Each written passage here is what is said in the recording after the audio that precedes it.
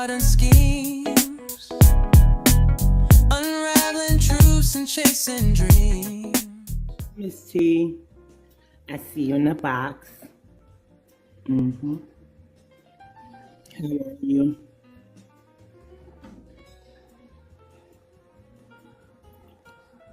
Good morning, Marie. Good morning, FBA Lady Justice. Good morning, Jessie May.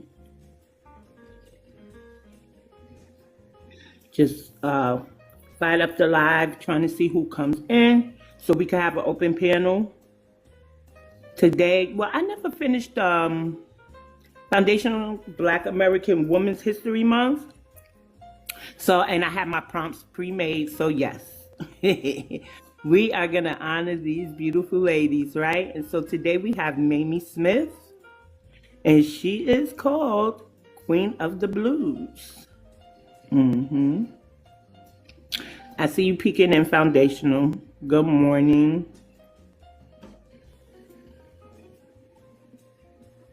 I just came from YouTube, so I know some people are up. And my room is private, so you won't be able to share. But you can tap the screen for me, please. Thank you. I'll be on mute for just 1 second.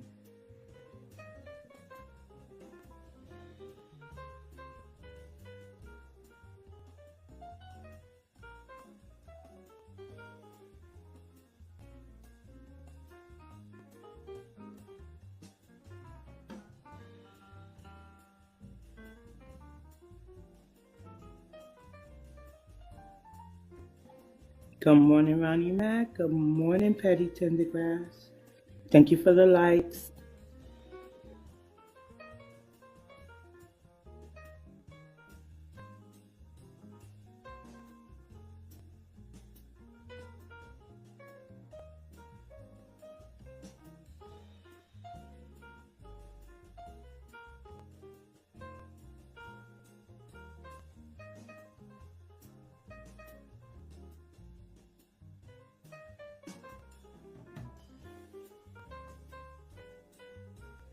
If you want to come, my room is an echo chamber, right?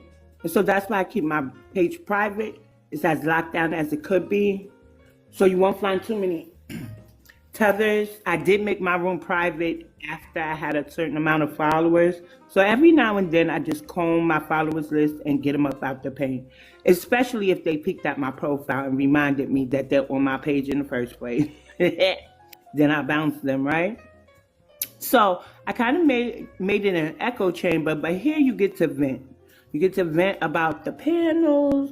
I just ask that we don't talk strategy too much and don't bring up other FBA creators if you have a beef with them. Like, I'm trying to stop all the beefing or spreading the beef. We got stuff to do, right? And so yesterday we had a really cool live. As Original Blood was complaining about one of his representatives out there in Georgia, I had information that she was working in tangent with Yvette Clarke for the Haitians. They successfully gotten some tangibles passed for the Haitians. The Black American House was in here because he's also in Georgia. And he looked up the same representative because they were saying she only fights for the rainbow community. The Black American House said she only fights for the white tea rainbow community. But with the information I gave them, they're both doing their own research. And the Black American, yes, you agree, too much infighting. The Black American House did some more independent research, and she's listed as being on more caucuses in the Atlanta area than Yvette Clarke is overall. And so that's going to probably become his passion, to examine all her caucuses and stuff, and he's going to keep me posted. You know, we could at least exchange information. To me, Yvette Clarke is the ringleader, right? Because she's on the CBC. Like, she's the figure for caucuses, right? Good morning, Miss T. And so But we do know 400 representatives are up for re-election. So he finds his passion, he focuses on her, and now we both, or all of us, know why Nikema Williams now should be voted out. So she does have one that was kind of interesting to me that she's on. And there's some difference, I believe, between members. Well, of course, members, co-chair, and chair. So she could just be a member of these caucuses, but not chair them. See, Yvette Clarke chairs, CHAIR. She chairs a lot of caucuses. That means she authors the bill, she pushes the bills, and I don't know if there's a vote process or if she could override them, but she's the one speaking as, us, and she's a whole immigrant. And so I just find her more problematic. But I don't live in Georgia, so I don't know the dynamics down there. I know for New York, she's very problematic because she called for more immigrants to New York, right? She gets them extended stays when their TPS should be up. So, but going back to Nikema Williams in Georgia, she is on a caucus called Black and Small Hat, the used people, right? And I was like, that's kind of interesting. I've never seen that before, And I told him, examine that. Get with the people who's already stomping the yard in Georgia, because there were two names that came up, Original Blood and Miss T. I said, collaborate with them. And then talk to a Hebrew. Because the Hebrews say they're the original small hats. Or, I don't want to say the word, original Jews, right?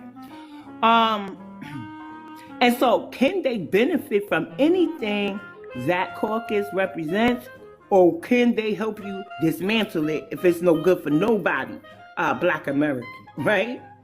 So this is what my platform is designed to do: call awareness to issues, and then give people a lead or have information. So when they're finished venting, I say, "Well, I got some information for you," and then they all go in their individual, work groups for their area. Good morning, Malik. It's good to see you. So, and I've been saying that too. I said there's one goal, many ways to get to that goal. Get in your work group. Don't worry about everybody else. Just don't undermine each other. So I think my words are coming to fruition. So now Atlanta has more research to do from a lead I gave them. That's what the BX Network is about. I'm a real life journalist, so I believe in calling awareness to situations. I believe in focusing on Black American history so that we could come up with probable solutions, because history still affects us today. Many of the harms that our ancestors faced, although not on a large scale, we're still facing those things. Those things are eminent domain, benign neglect, estranged fruiting, mass incarceration, and then the police brutality, right? Which today we say, good morning, Chris. Today we say is modern day strange fruiting. And now we're faced with a new demographic of people. Although we may have faced microaggressions from other melanated communities, we didn't understand the dynamics and how they systematically harmed us. So we got another element of a fight. And so when our ancestors or elders say, or even our siblings, cousins, family, friends, all skin folk and kinfolk, we understand there's a deeper measure now than just to somebody not being your friend because they melanated like you, but they not like you. This is systemic. So that's worse than a COON. Well, I don't know. I guess it's on the same level because COONs can harm you systemically too. Because I don't know why Clyburn's still in office, and Marcel Dixon, who would have been a great representative for the area that he would have been over in South Carolina. Hopefully, y'all will figure that out and get him in soon. I don't even know if he's running, but we need somebody who's going to speak unabashedly, openly and unabashedly about us being the ones, the only ones eligible for reparations for slavery. and mass incarceration, which AOC is trying to tether on or vulture on the Latinos with our slavery claim. And I went over that on this platform too. And there goes the Black American House. I was just talking about you. I sure was. If anybody wants to come up, you want to vent, you want to introduce a topic, anything, and the Black American House says Grand Rising. Anything y'all would like to discuss? If not, I'll get right into Mamie Smith and her history and how she became Queen of the Blues.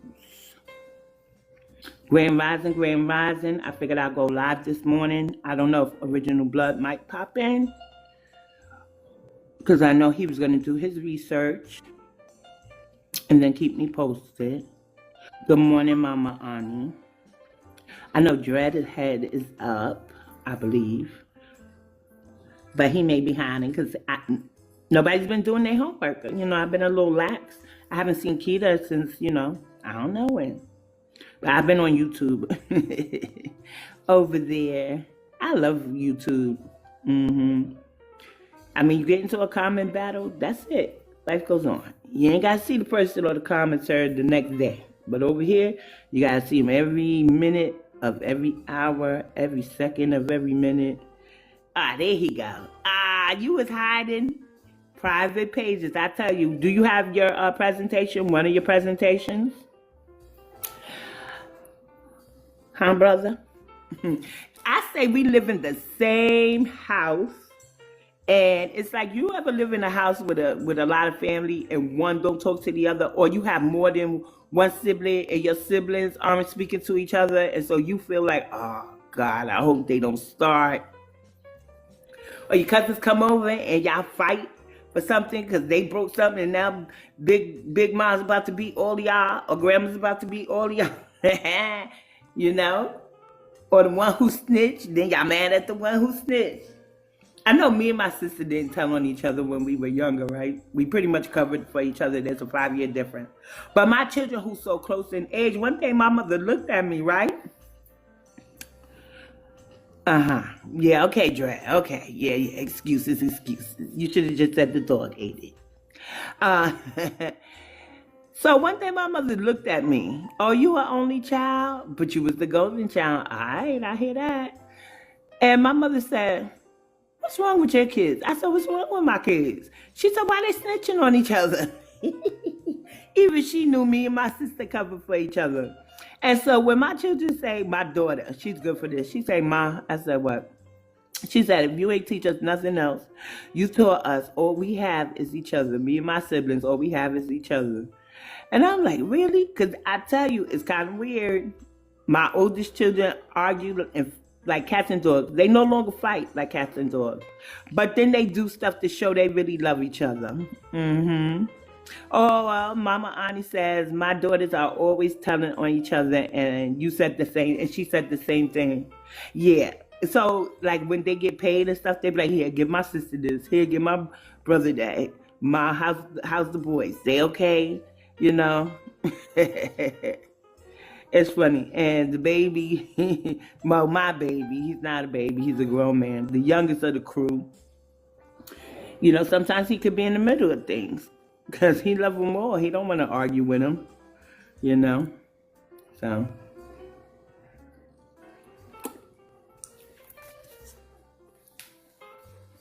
But even he, and let me tell you something.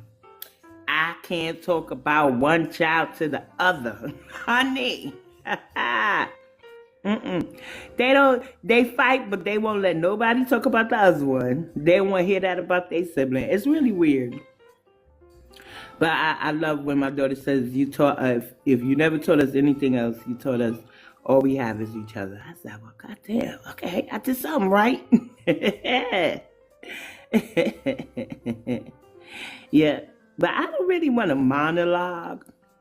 I do want to tell everybody I understand that National Women's History Month was in March, but we had kind of stepped away. I stepped away kind of to focus on the protests, and I haven't been going live constantly as I should. So we're going to finish it because I have the prompts pre-made. So we're going to finish out the prompts. And I have some call to actions. Yesterday was the Dignity Act, vote no call to action. And so what that is the Dignity Act, if you haven't heard for now, is the ones who are undocumented still in the country. They want to find them a pathway to citizenship. And they want to find a pathway of citizenship for the dreamers as well. And so what they're saying is, if they have been in this country, I think since 2020, maybe before 2020, and have not gotten arrested or any criminal activity, and they could pay a fine, a restitution fine, I believe of $7,000, then they would sort of kind of fast track, open a pathway for them to be citizens. Now, I can go the whole American way, right? Where it's not based off of ethnic group. Isn't that unfair to the ones who came in legally, who's still waiting to come in legally? Good morning, Dee. Thank you for joining. Isn't that fair for the ones who come in and may want to not siphon stuff but work and not get upset with us when they got to go back home? Those ones, the good ones they tell us is out there. But on our note, I think we need a moratorium on all immigration harms foundational Black Americans.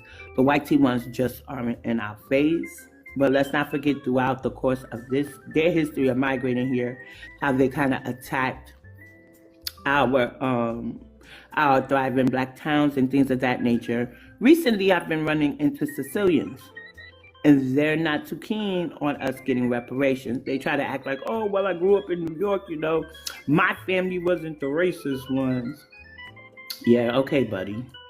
So, when I hear brother, but they was the last interaction I had, they cited 15% of the population, 50% of the crime, but the topic was about Africa Bambaataa and his allegations against him. So I looked in the comments and I looked at the host and I was like, host, read your comments. So he came up and we had our back and forth with them. What do you mean in the Bronx? No, he grew up in Brooklyn. The Sicilian grew up in Brooklyn. And we have an Italian population here, and the Sicilians were able to assimilate into some of the Italian areas. So we do have a whole area in the Bronx, Throgs Neck area, that would be Italian. I don't know what the demographics are today, but when I went to Catholic school in that area, it was predominantly white tea. The same would go look at Jennifer Lopez. She was all in a class to me when I got into school. She was no longer in the school. But that's the demographics of the high school I went to. But anyway, yeah, it was a Catholic school on Sherry's Avenue, I remember. But anyway, like I was saying, so finally I said, you know what? I heard him say brother one too many times to the host. Oh, and he went to calling me racist. And so I was like, bet, and that interaction's on YouTube actually. But now, Malik, don't come in here with these silly questions, god damn it. I'm in the South Bronx. So anyway, please stop. Let me get my thoughts out. So I asked him about reparations. What does he think about reparations for specifically foundational Black Americans?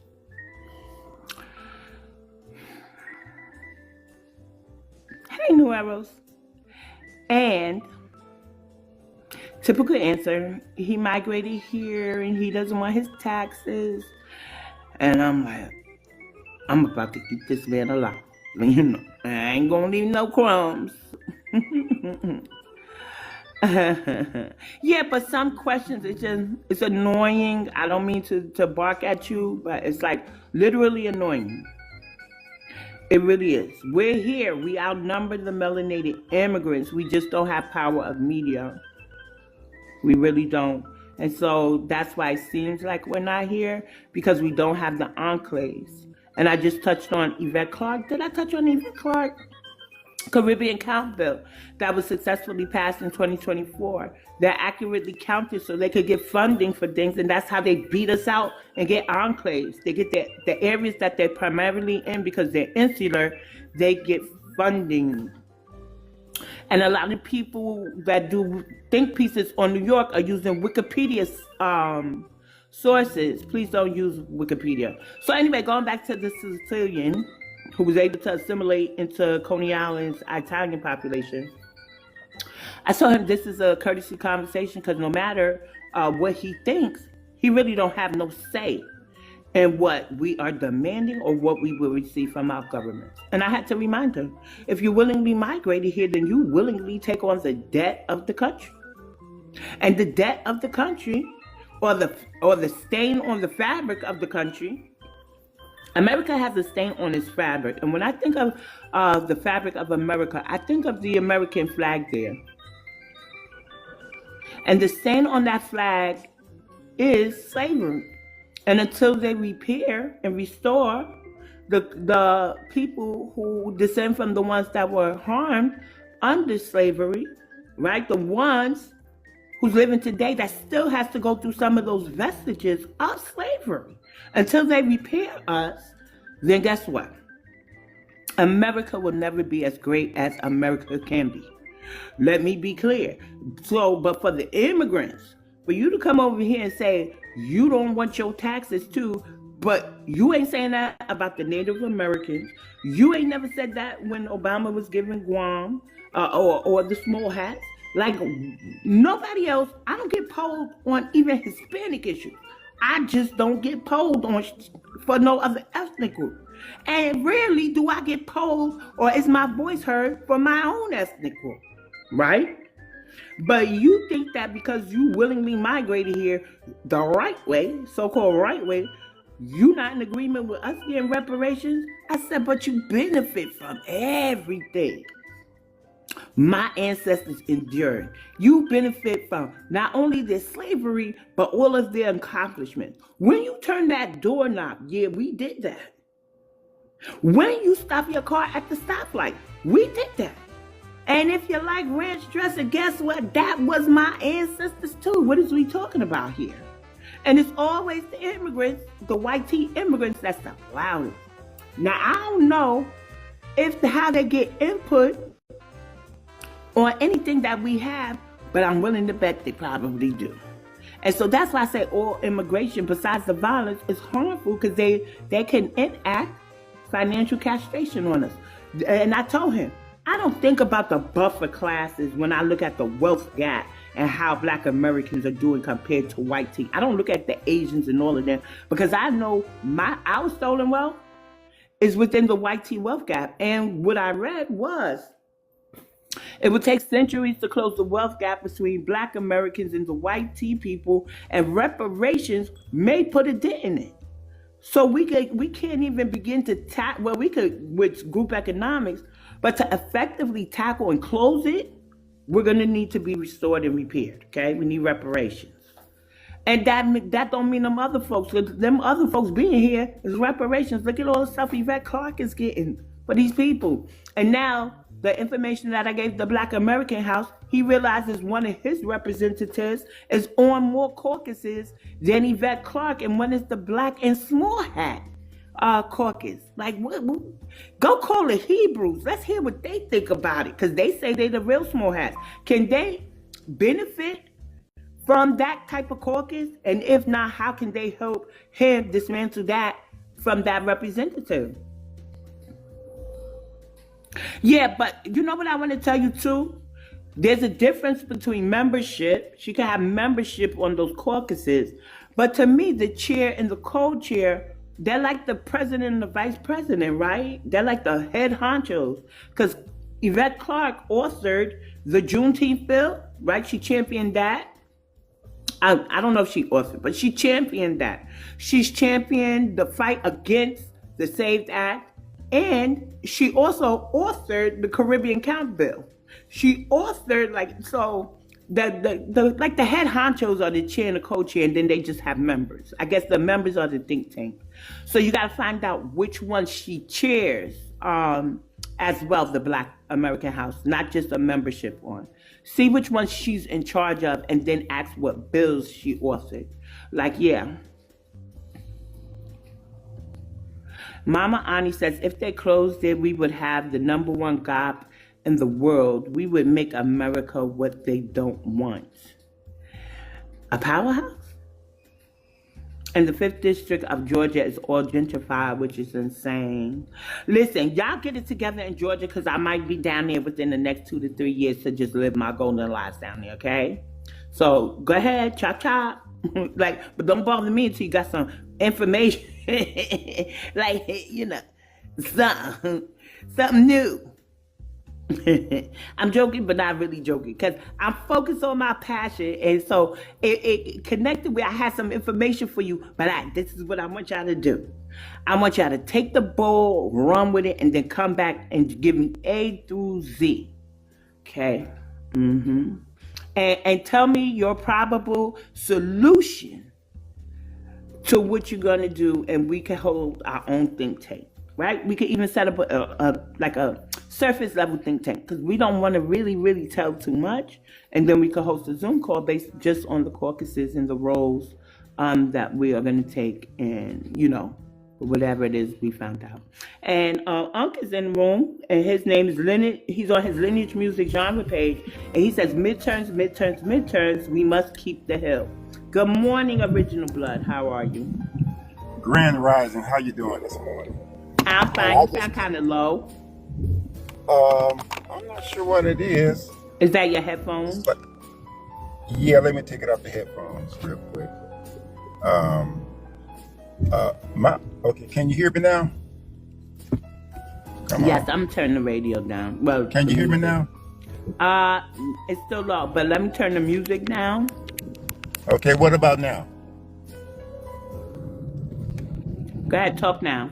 Okay, yeah, that's what I'm trying to get people together, not just in the 5th congressional district here in Georgia, but all over Georgia. Because see, the one thing that I found, BX, is regardless of their race, all of these Democrats across the country, they're not fighting for us. They want to use our unique pain and suffering and fight for everybody else. Remember, I told you, Nakima Williams, who took over from an old no good John Lewis, she's not fighting for us. She's fighting for the rainbow community and anybody else. Now, this is a majority Black district, but yet she has nothing specifically for us. And that's why I've been going after her. But I'm not going to sit up here and whether I vote for you or not, you are supposed to represent me. Because if you can stand up here and fight for illegal aliens, then I want more than that, because I am a citizen of this country. And I want more than that. So it is what it is. But you find this, and what I'm finding that across this country, where you find these, particularly these Black folks, where they're in these positions, they have decided that they do not have to fight for us for whatever reason. And they don't have to be elected officials. Just like you find what's his name, Perm Head Al Sharpton. He doesn't fight specifically for us. He doesn't say, he just go along with what the Democrats tell him to do. And that doesn't benefit us. And so my position is, well, look, if you're not going to advocate for my demographic, there is no incentive for me to support anything that you're doing, whether you are elected or not elected. And you notice how they always want to talk about the NAACP. Well, the NAACP was not designed to benefit us. They use perception management. Now, they did do some things that we benefited from. They helped out some, but see, that was just a temporary thing. But when people started to want to push for Black power and this, that, they began to pull back. Because see, I noticed like in the 70s, if something went down with us, they was out there speaking on our behalf. But I started to notice that in the late 70s, going into the 80s, all of a sudden they stopped. They started slowing it down, and in the 90s, it was just non-existent at that point. And so none of these elected officials or organizations, none of them have represented us at all. And this is why people, it is so important that we stand up and stand with people. I know there's 12 people here, but we stand up and we stand together because they can only do what they do if we stay silent. That's why it's important to make your voice heard. And so do whatever you can do to make that happen, because that's just what we have to do, or we must do, because we can no longer allow anyone to step in front of a camera and speak on issues pertaining to us, but they're trying to include the entire world. No, that is no longer acceptable on any level. I'll land with that. You, I'm agreeing with you. It's not acceptable on any level, nor should we tolerate it. And the sad part is when everybody says, well, that's not all, when we talk about the immigrants and how they systemically undermine or harm us. But that's not everybody. But nobody, but they still turn around and say that it works both ways. Like we have a hand in the way our relationship is with them. And then when I said to a few, not too many, I said, I'm past talking. Because they kept saying, let's talk about it. I'm like, talk about what? I'm past talking. I need action. Are you willing to vote in a way that's more tangible for foundational Black Americans, where they will be more fair to us? And she wowed out on the pit. No, I'm not going to do it. Because they know if they don't vote Democrat, well, the ones, I guess, in a certain predicament, because we do have our Brian Donalds, that they will never benefit the same way again. They don't want to put action into that vote. And to put action into their vote, they have to vote with who we say is okay. Who said that they would not fight specifically for us? That you said you asked somebody. I said, when they kept saying, let's talk about it, let's talk about it. We were already talking. I said, I'm past talking. We've been talking all this time. I want action. I want some tangible action from you immigrants. Are you willing to vote in a way that's more tangible for foundational Black Americans, where the representative will be fair to us too? They had a conniption. They was like, no. I said, even if that means not voting Democrat. No, I'm not going to do it. Some Jamaican girl from Houston. Well, she ain't from Houston, but she, helping to gentrify Houston. And she said she was in Houston. So that what I'm saying is, go ahead. Yeah, this is why people must understand. These people are not our people. If they're not of this land, they're not our people, and we need to act accordingly. I'm not going to sit up here and vote in favor from some low-down immigrant that don't give a damn about us. They just want to use us and our unique pain and suffering to build themselves up. I'm not doing that. If you cannot stand in solidarity with us after what we have done for you all, I don't care what happened to you, because these immigrants are the ones that are doing all this stuff to us. And so I'm not going to sit up here and go out here and use my ancestors' pain and suffering to fight for some damn immigrants. They're on their own, just like they have left us on our own. I have left them on their own. And I'm not, anybody can take it any way they want to. I don't care. But but that right there just ticked me off. And I'm gonna have to land. I'm about to go into this store and return. How you doing, bro? All right, man. How you doing? All right. So I'm gonna land until I come out of this store. I gotta return this book. No problem. Good morning, Unc. What's up, bitch?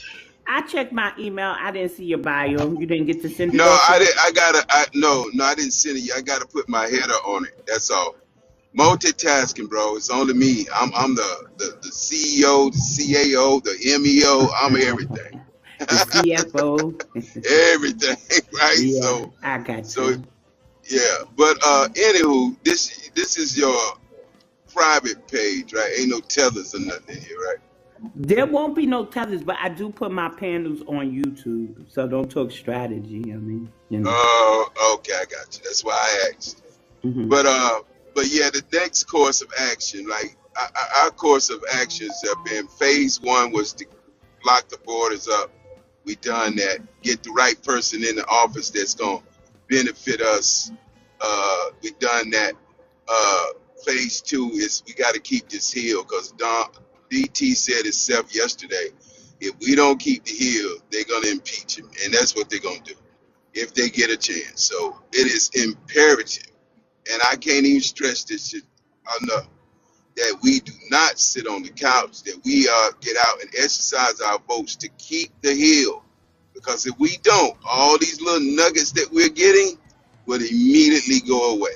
There will be no more things that we'll be talking about that Donald Trump did that benefits us. All that shit will come to a halt. So at the end of the day, midterms, get out and vote, and get them don't let them demons get the DC, because if they do, it's gonna be a hard thing. Everything for us immediately has to shift. We know we can no longer just play fair no more if that happens. So let me. So You know what I'm saying? Some people still pushing voting for the couch, and I had to literally. FLD had a call-in show, and towards the end of it, one lady, I believe she was an elder, she was like, and we have to show them the power of our vote, so we have to boycott this midterm. And I was in the chat like, what is she doing? I'm firing off comments because it's different on YouTube. And I had to call into the show. I had to stop modding and call in and do some cleanup. Like if you're in a sanctuary city, and we need sanctuary cities to end, and because I don't know what these people are thinking. I now, said, yeah, I'm gonna say it like this. Um, I believe in closing the cycle so we could continue the new one with minimal problems. Right? We are stuck in the cycle of complaining about the Democrats, but the only way to stop complaining about the Democrats is to vote them out, and we see that's possible to get them up out their seats with Jasmine, whatever her name is, Crockett. right. She won't have a seat. She won't be up there crying over the immigrants. I don't understand why every problematic Democrat is up for re-election and people want to kind of tell us to boycott. I'm worried about them people. I don't know if they really on our agenda or not, or if they trying to thwart us. Because common sense will tell you we got to vote them out by now. It got to tell us that. Absolutely. And we gotta be careful too, because people are coming in camouflaged as us just to try to get us to not vote.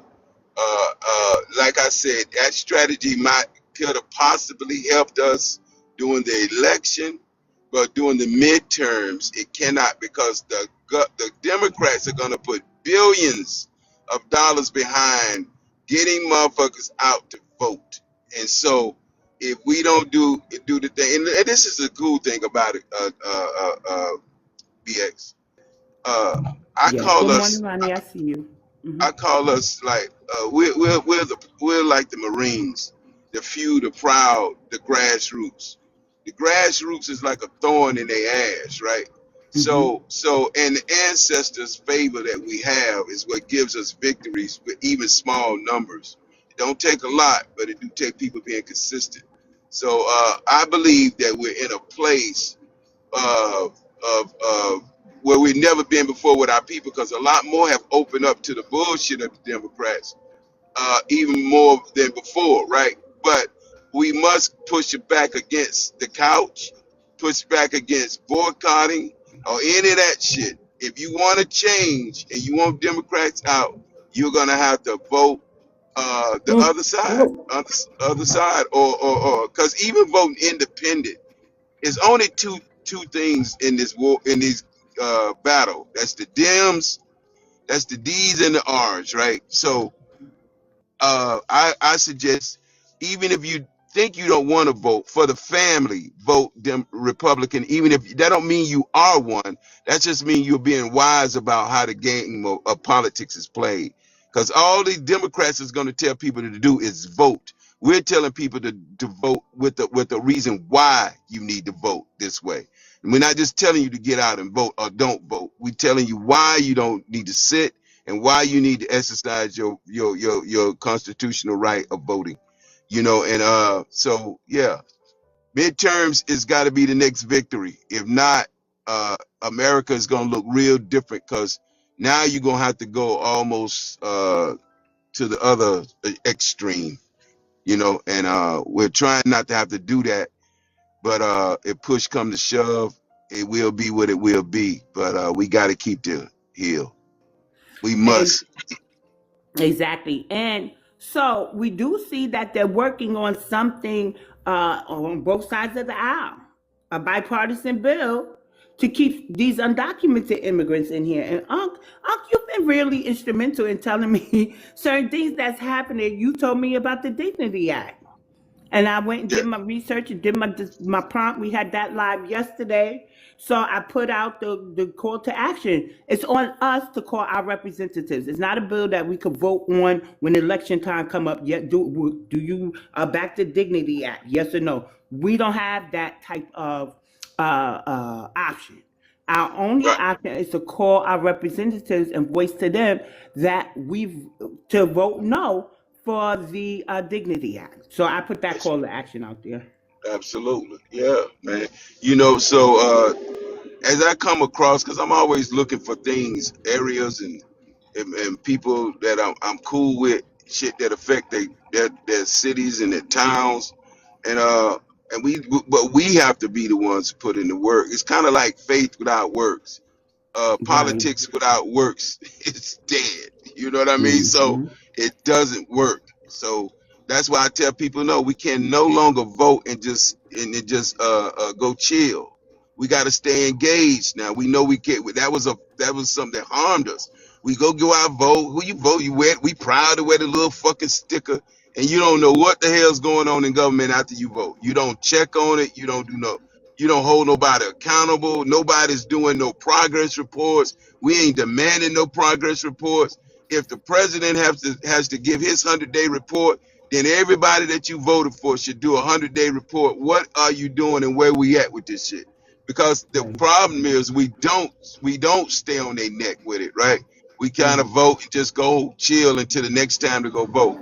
So we got to move different strategies and different things, staying engaged and teaching our people. When we go knocking on these doors and you talking about voting, don't just tell them to get out and vote. Tell them why. Teach them that they got to research these candidates and who are they? Do you know this person? Do you know anything about this person? And 99% of them don't know shit. They just want to be told what to do. And so if people want to be told, we willing to tell you what to do. So yeah, that's kind of where I'm at. But So, midterms is it. you're, you're in Georgia. Are you in ATL?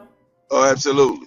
So Nikema Williams, do you know about her? Cause Yeah, me and original talk about that all the time. okay, Yeah, good, we good, we, okay. we actually link up and different shit. So he definitely be on his shit, and I listen to him because he focuses on the politics in Georgia, and Okay. so since he's doing that research, when he brings it, we just need to put a plan together off this shit, and move forward with it. Yeah, but she's a problem. Well, all of them are, man. Like the record that I got called Wheat Thins.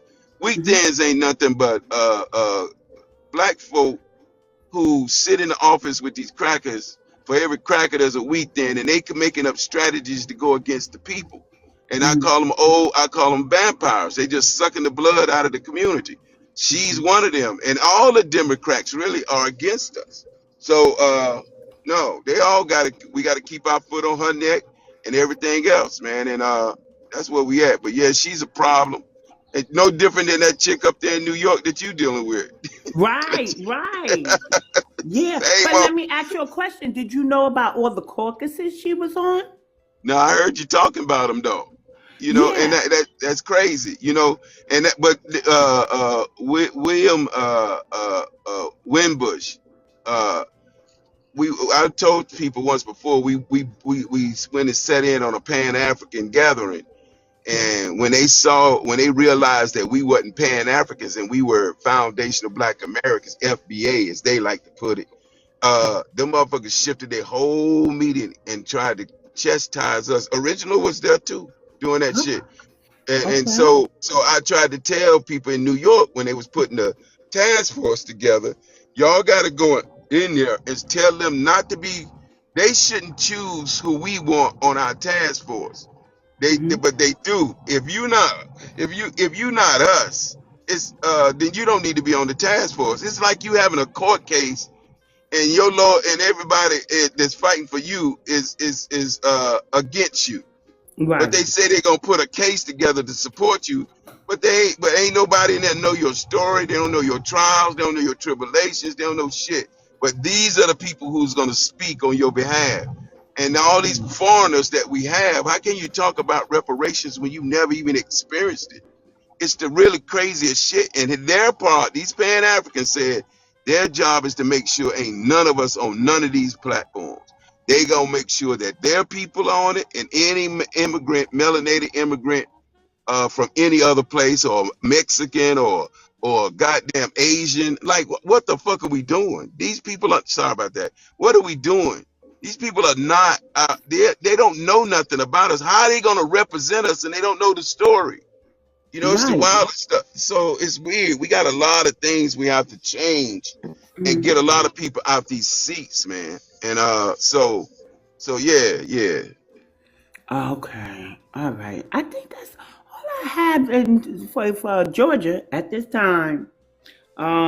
I'm gonna put my links in there. I got the Protect the Lineage email campaign where, based on what the USA representative said at the UN, such as although they may have some historically distant relation to the victims, does not mean they get to ask for anything. So, with that being said, Oh, I I meant took to the tell you link. this too, Bex. Uh I'm huh. sorry.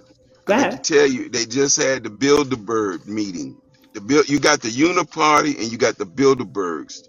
These are the wealthiest people who make decisions, and they sitting in there having decisions on how the world should move.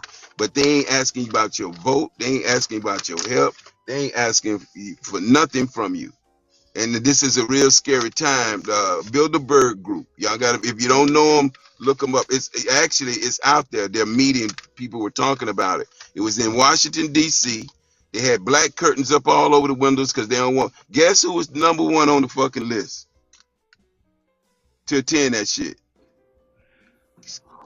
Who? Abrams. Abram was on it.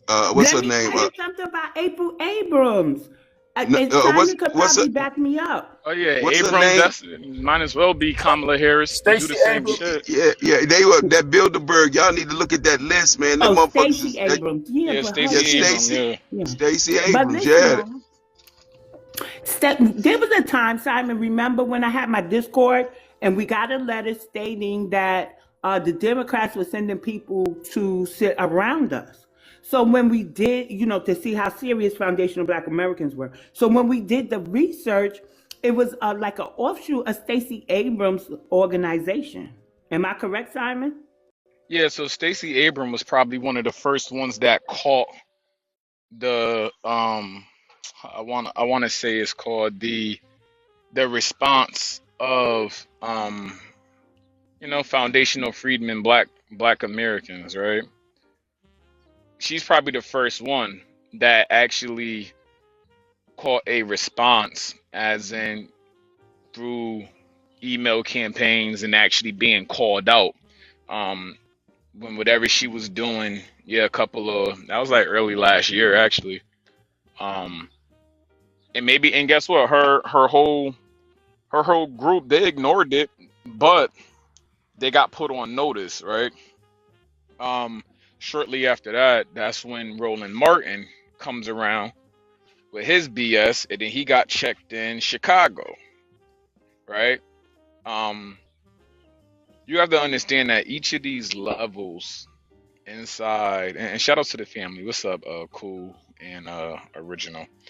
But understand this, that these people are in the same circle, and individually, they have now ran into the lineage political wall, right? Rolla Martin ran into it. Stacey Abrams ran into it. Kamala Harris ran into it. Um, Al Sharpton has run into it. The Ghanaian president ran into it. Mondami ran into it. So we we are collecting a an important list of people that have had to run up on and run their head up against this uh, lineage political wall, and they're all talking to each other now. And they're all talking to each other now, especially what Brooke is doing with the email chain, with the Freedmen Nation, what the Black American Cultural Council does. Yeah, it's getting with T-back, it's getting very it's moving even with ADOS. I don't push none of the lineage out, even with the freedmen, the brothers and sisters of freedmen up in Massachusetts. This is getting very nationwide now. When we're able to tie a shoestring knot into our own like cohort atmosphere, I think we're working towards it. I wish we could move faster, but at this point, it's like, let's just keep the foot on these people's necks. We keep moving forward, and we're gonna keep seeing results. So yeah, Stacey Abrams, she's a clown. She knows she's a clown now. Kamala Harris, that was Kamala Harris almost lapdog. She wanted to be vice president with Kamala Harris. Uh, Listen, Linda. Listen, Linda. what's But so what they really want to do is have this, like, when they say communities of common interest, when they wanted like one united people of color type of a party. They didn't want us like, because when I say this is where this statement of mine stems from, that Stacey Abrams, when we trace that organization. um we are disrupting two systems: the Democratic Party system and the immigration system. So life for them will never be the same. And so, of course, they're going to do things to undermine us. And Stacey Abrams and her offshoot group, the offshoot group of Stacey Adams' agenda, is the reason for that, right? And that's why they sit around us and stuff. But you should see their website. The website that they had was everybody but white tea people, right? So they want this like color coalition, but the problem with that is foundational Black Americans have unique history on this land. And our communities are not repaired. They want us to align with melanated colonizers. And if they want to keep being called colored, then with the colored colonizers. And I'm tired of them, honestly. But the sad part is, in New York, they have, and let me see if I get the name right, the New York Association of Black, Puerto Rican, Hispanic, and Asian American legislators. So when the Puerto Ricans so this is delineate from the Hispanics, and since when is there some coalition like that? And they doing reparations workshops after we make ground in ours. Like after Camilla Moore came and introduced to them from a lawyer's perspective, lineage based. They didn't have a meeting right after that hearing, right? They didn't have another hearing. What I saw on the website was a workshop for reparations and the urgency of reparations now, some shit like that. And when I said, what the hell is this? Let me see what the link is about.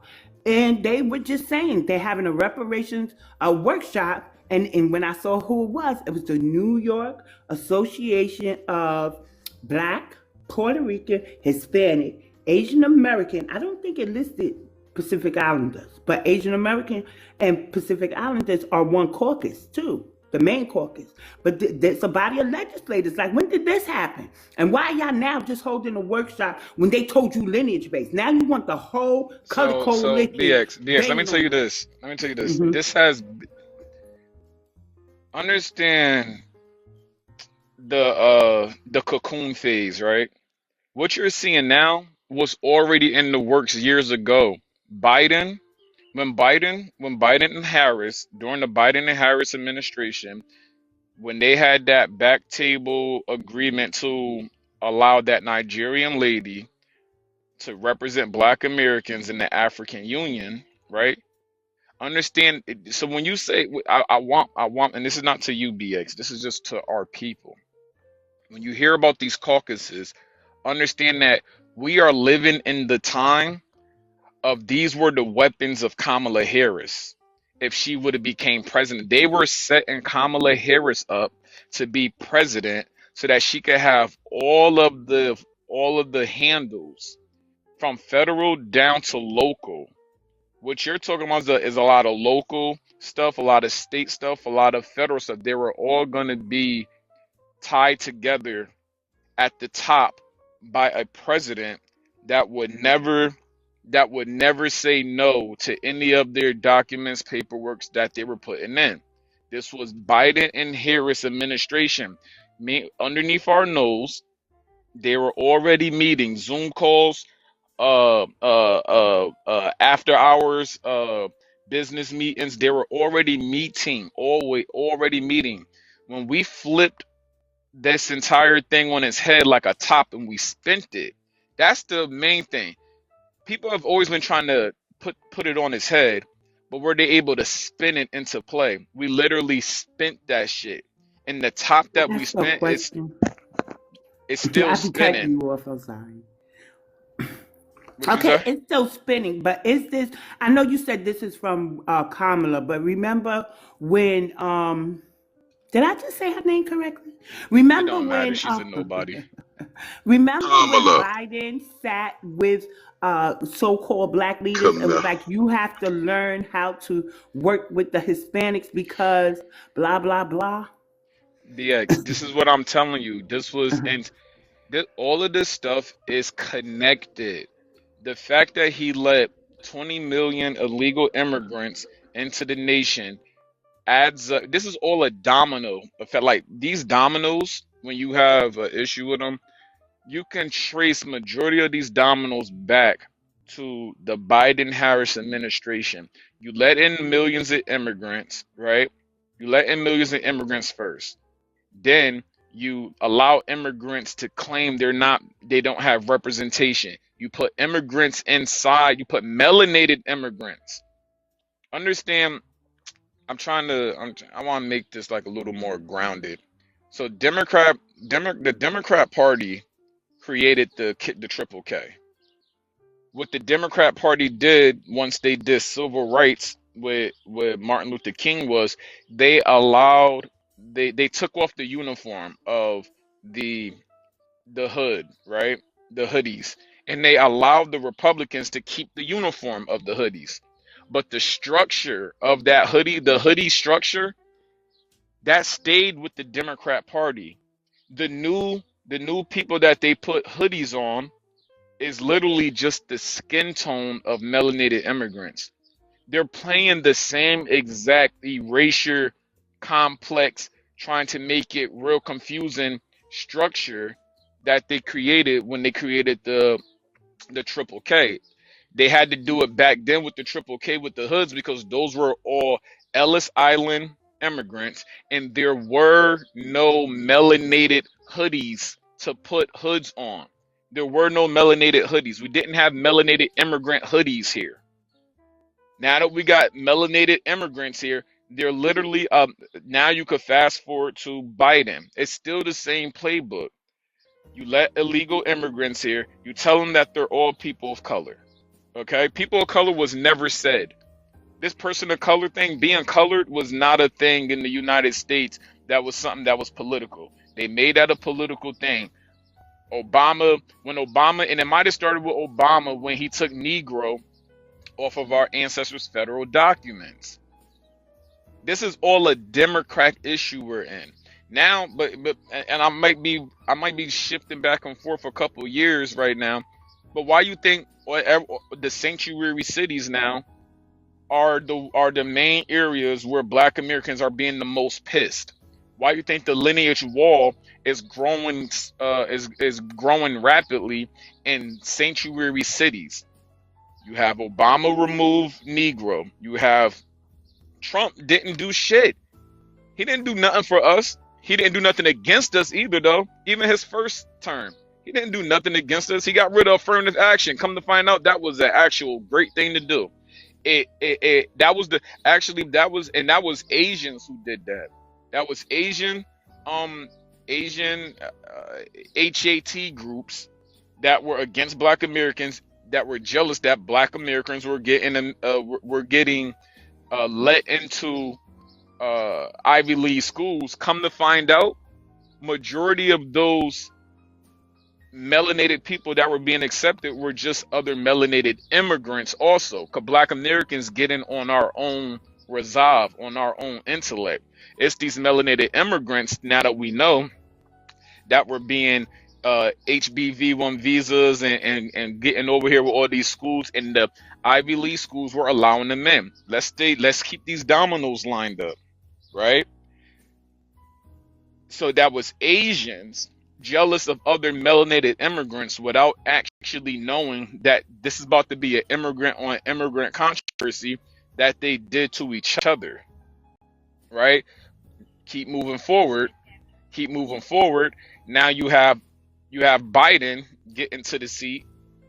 This man he continues off Obama's plan. He used the Negro federal word that was removed to allow him to allow in, 20 million immigrants. It then tells you, yo, you got to partner with these people. No, the hell we don't. They continue to play and said, well, we got all these illegal immigrants. So this is just the framework. They let all of these immigrants in.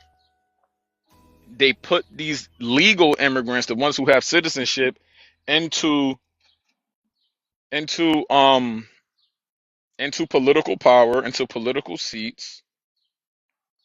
And now his whole the whole the whole administration, they were doing back secret deals and creating all these caucuses that we're dealing with now. Good thing Kamala Harris didn't win. Think about that. It is in front of our faces if you choose to read the tea leaves. You know what I'm saying? ABA. Yes. Uh, ain't it crazy though? Whenever these people talk about anything that they want, they have to go. Only thing they could pull on, because remember, all these shit that happened, fucked up, messed up in America, happened to us, nobody else. But when they're talking about things, they want to. They talk about our pain and our stuff to endorse it applying to other people. Like it don't even have nothing to do with you. And I want to play this right here. Kamala was at the Al Sharpton fast bullshit. But watch how she rolls. She takes our pain and rolls it up into something to benefit those who it didn't even apply to. So check this out. Yeah. And Simon, I agree with you. Well said, Simon. Go ahead. Here we go. When I was on this rap, and I think I know it's a big. Can y'all hear that? Yes, Here's we how I heard feel it. about this. You know how I was talking earlier about how people are so transactional? I think we need to be transactional voters. I think, yes, it is right when we are trying to get folks to register to vote and to go vote, and it is absolutely right that we remind everyone of our history, especially when they're talking Our history.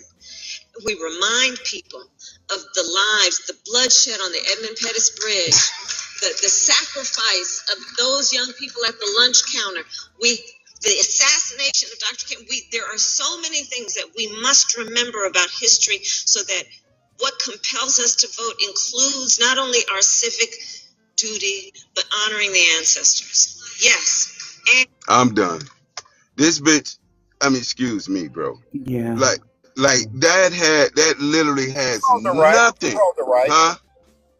Say again? You said it right, that bitch. All right, like this had, like, you taking our pain, our sacrifice, our ancestors' blood, sweat, and tears, and you are making it seem like this is something that's for it. Like you got to remember what ancestor, bitch? You a red dot. You ain't got no ancestors here. This shit is so disrespectful to on so many levels. And these are the clips and stuff that you got to tell these people when we're trying to encourage our people why it's important to play politics the right way. You just don't vote. Listen to that shit. She wrapped up our pain and presented it to an audience that was clapping about something that didn't have nothing to do with most of the people in that audience. So I'm just tired of it, bro. It's just like, what? How do you do that? And that's the Ghana president coming over here talking about what went on in our country, and none of y'all experienced that shit. But you take our stories and try to justify it enough for you to use it for whatever the fuck you want to use it for. Shit is wild, bro. Disrespectful. And that's why I'm tired of these motherfuckers, for real, bro. I'm sick and tired of this shit. And yeah. Midterms. Get your people out and keep the hill. Cause if you don't, motherfuckers like this are gonna take our pain and our stories and make it where it been it civil rights. That shit didn't have nothing to do with none of you motherfuckers here. We were fighting for our own shit. Now you've taken it and trying to use it to benefit you, and you ain't have nothing to do with it. This shit has to stop, man. Yeah, Midterms. but hey, cool, and that's why, and I feel your frustration, bro. You know I know your frustration. Um, but the level heads in money. At this point, and I said this a few weeks ago, but I could say it. I like to say it again when I'm on BX page. I know it's gonna be level heads, and it's gonna be money that puts our campaign folks into the correct seat. If they can't run, the people that we campaign, they're gonna need strategists, and then the strategists are we're gonna have to build that structure of information and uh, narrative control, right? Type shit. And that's what we're doing. I know is moving a little. It's not moving slow. Is that we're such a big ethnic group. Everybody else is really a small ethnic group in this country. We have a very big ethnic group in the United States. So all of these seeds that been being planted, they're starting to sprout. They're definitely starting to sprout.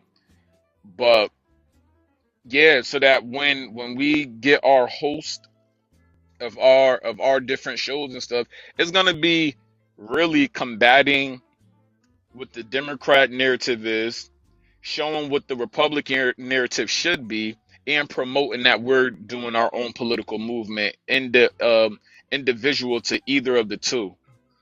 That's gonna be our main. That's gonna be. It's not gonna be our main thing, but it's gonna be a big part, making sure our message aligns with us lineage politicians only, right?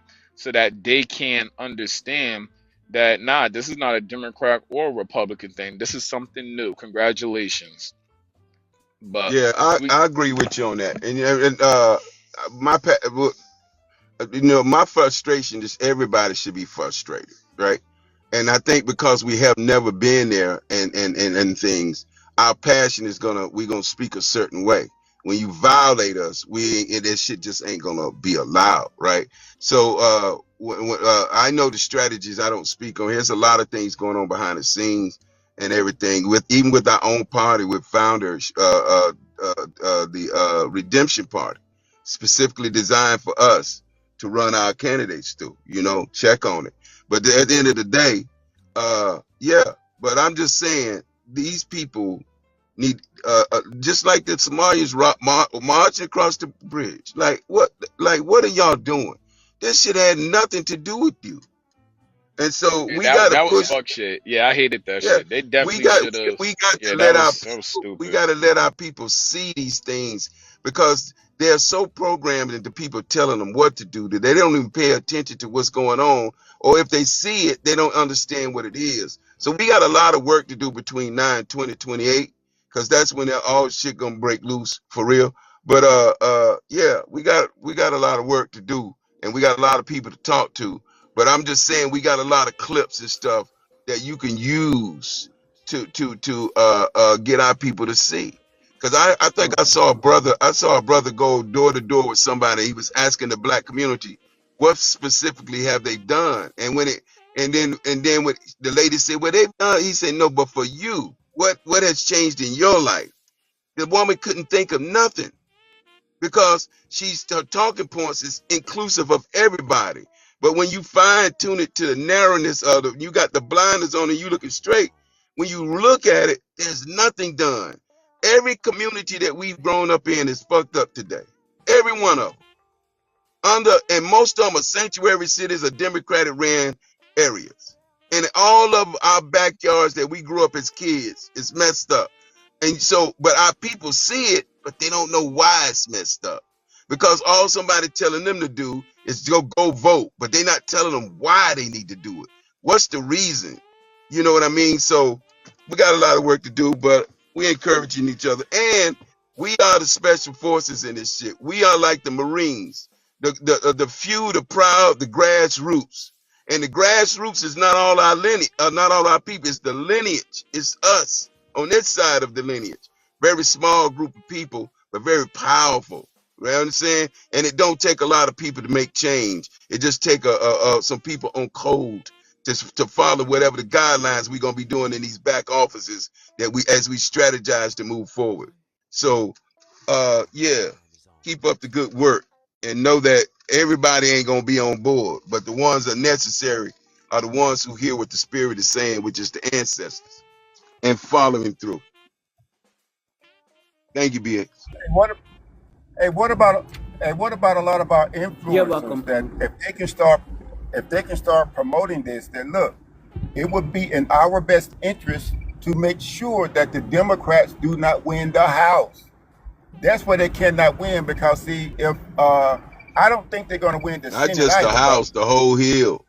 They yeah, can't the have whole none hill. of it. Yeah. They can't have any of it because they are a very dangerous group of people. And see, they want to. And see, the thing of it is that see, they're upset because Donald Trump has done things that particularly benefited us, like birthright citizenship, and they can't stand that because the Democrats have already said they're not doing. What did Kamala say? She's not going to do anything that's only going to benefit us, and that's why she see when she got on that stage and she talked about transactional voting. That's exactly what we did to her. We transacted her ass and kept her out of that position.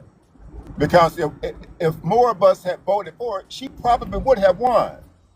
But Hey, Reginald, check this out. And yeah, she also said, you should get something for your vote. But yeah, when we did that to you and we told you what we want, you told us go kiss your ass. Is what you said. thank you. We ain't giving you nothing. So now she's trying to reverse it. Like they have studied what happened and they're studying us more than Right, anybody else, right? So at the end of the day, it's too late. That train is left. We ain't nothing transactional with you people. We're done with you. Period. Kick exactly. Because rocks. if she said that, she just trying to trick.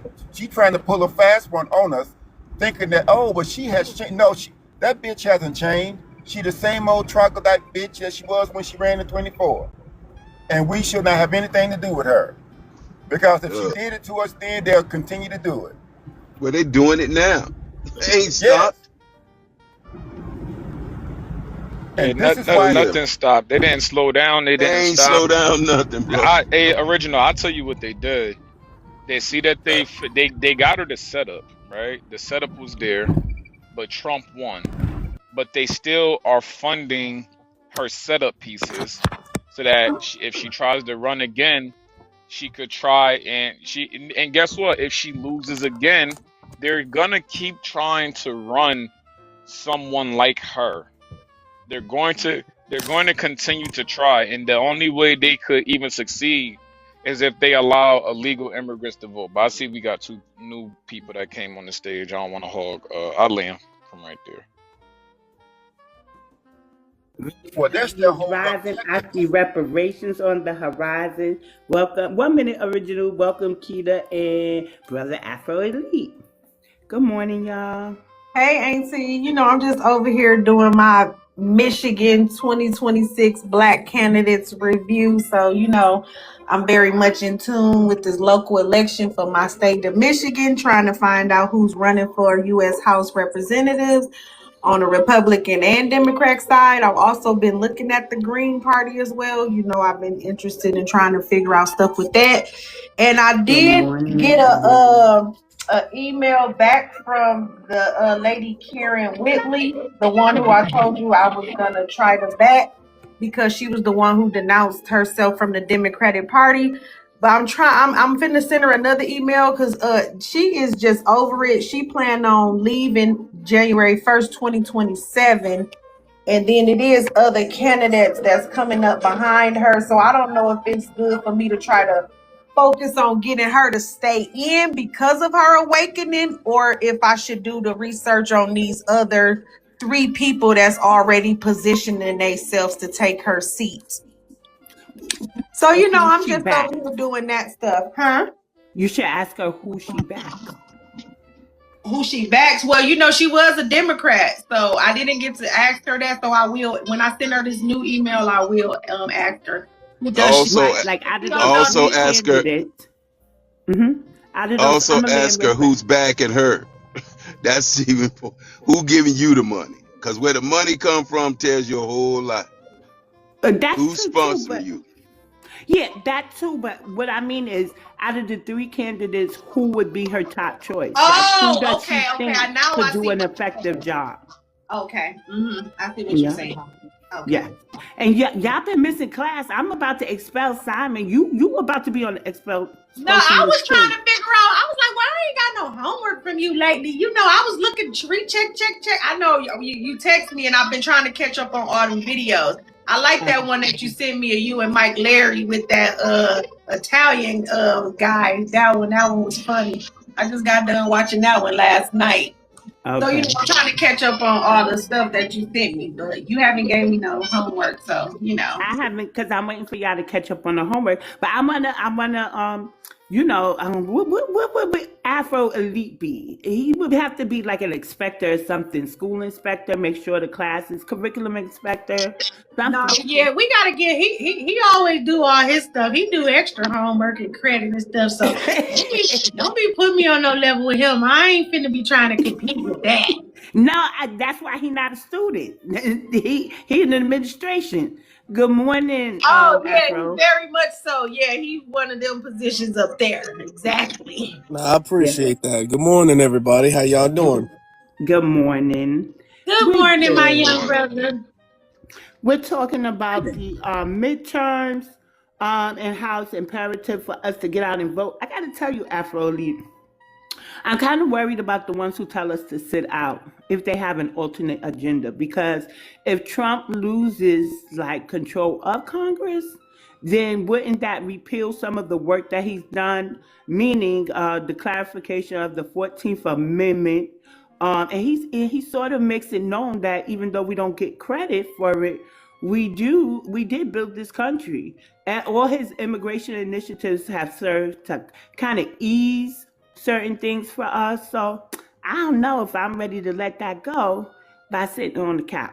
So I'm not talking about you, right? I'm talking Mhm. about that lady who came up and made the phone call and said we got to boycott the midterms. I just don't see how anybody thinks that's rational at this point in time. Yeah, I get, I understand where you're coming from.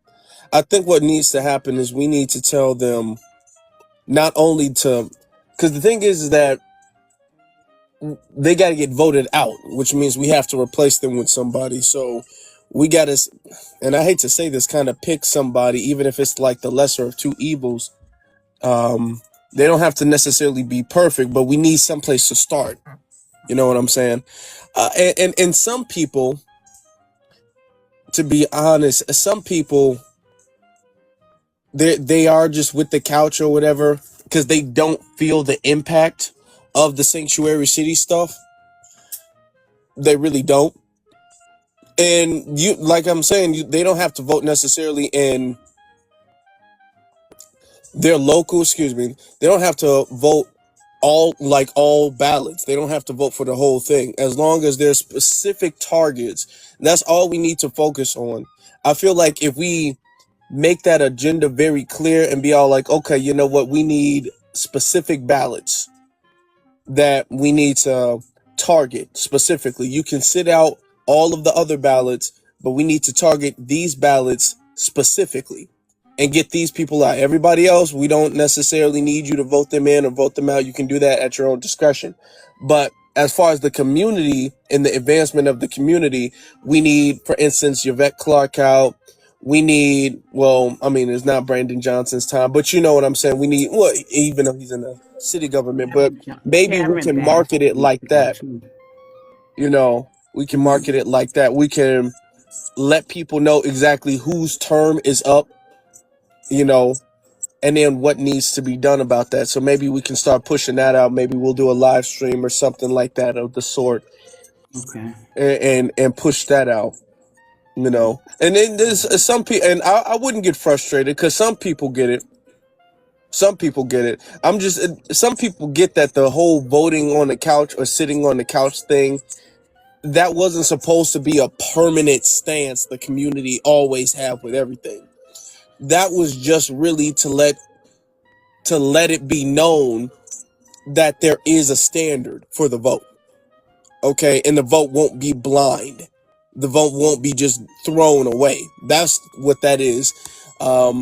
Some people may have misinterpreted that, and I've had people argue me about that, but like, well, what about this? What about this? I think people are misinterpreting the couch, because the couch was never supposed to be this is the option no matter what. No, that was not really the goal with that. We might be losing the plot a little bit with that. So I think we just A lot of bit, Afro. You being nice. Some people missing it a lot of bit. They too comfortable.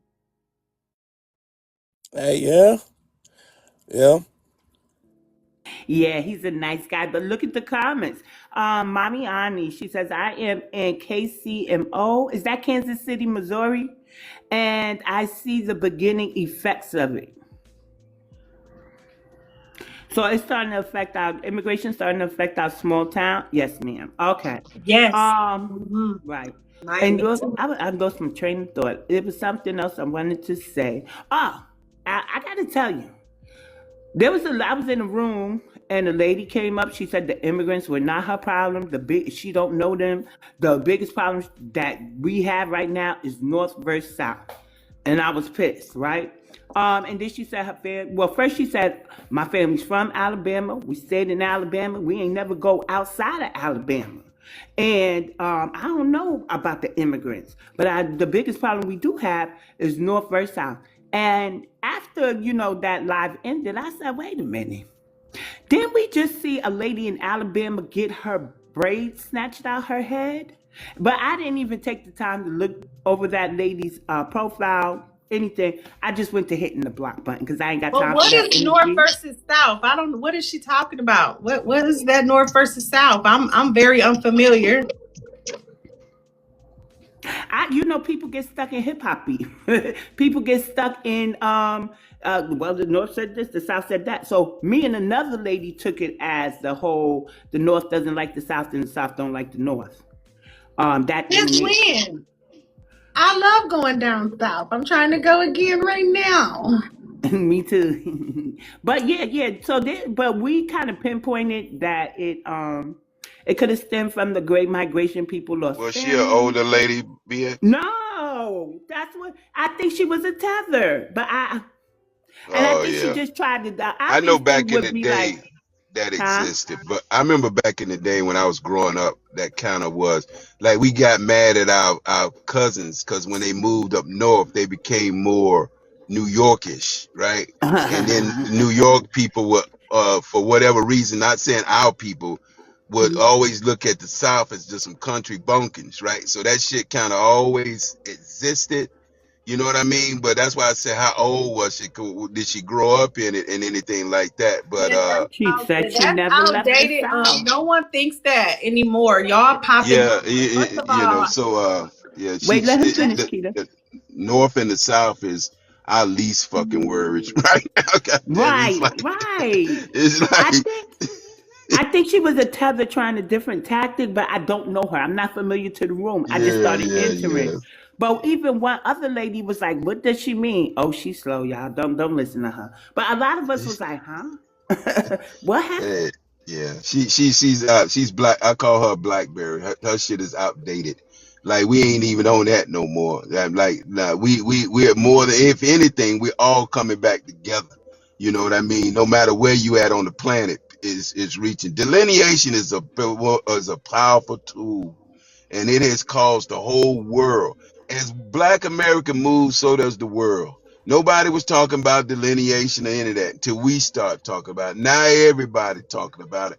They talking about it in Africa. They talking about it in the Caribbean. You got the white tea people talking about it. You got the Asians talking about it. Everybody delineating and telling everybody go to your neutral corner, which is your country, and handle your own shit. So at the end of the day, yeah, that was kind of crazy, but we ain't there now. We got a whole lot more problems to Hmm. deal with So I than want to that. say this too, y'all, because I think we need to watch the tactics of not only our politicians and stuff they might do, but also well, we've been watching the tellers. But there's another thing that has come to my attention. The Bronx Latinos have reached out to the West Coast Latinos saying that Black Americans owe them for hip hop.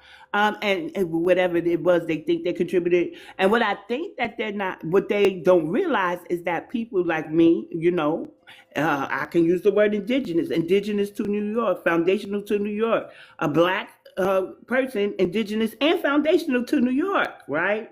Sit in rooms with Californians who really activate for the people in California. We don't really have that residual stuff, right?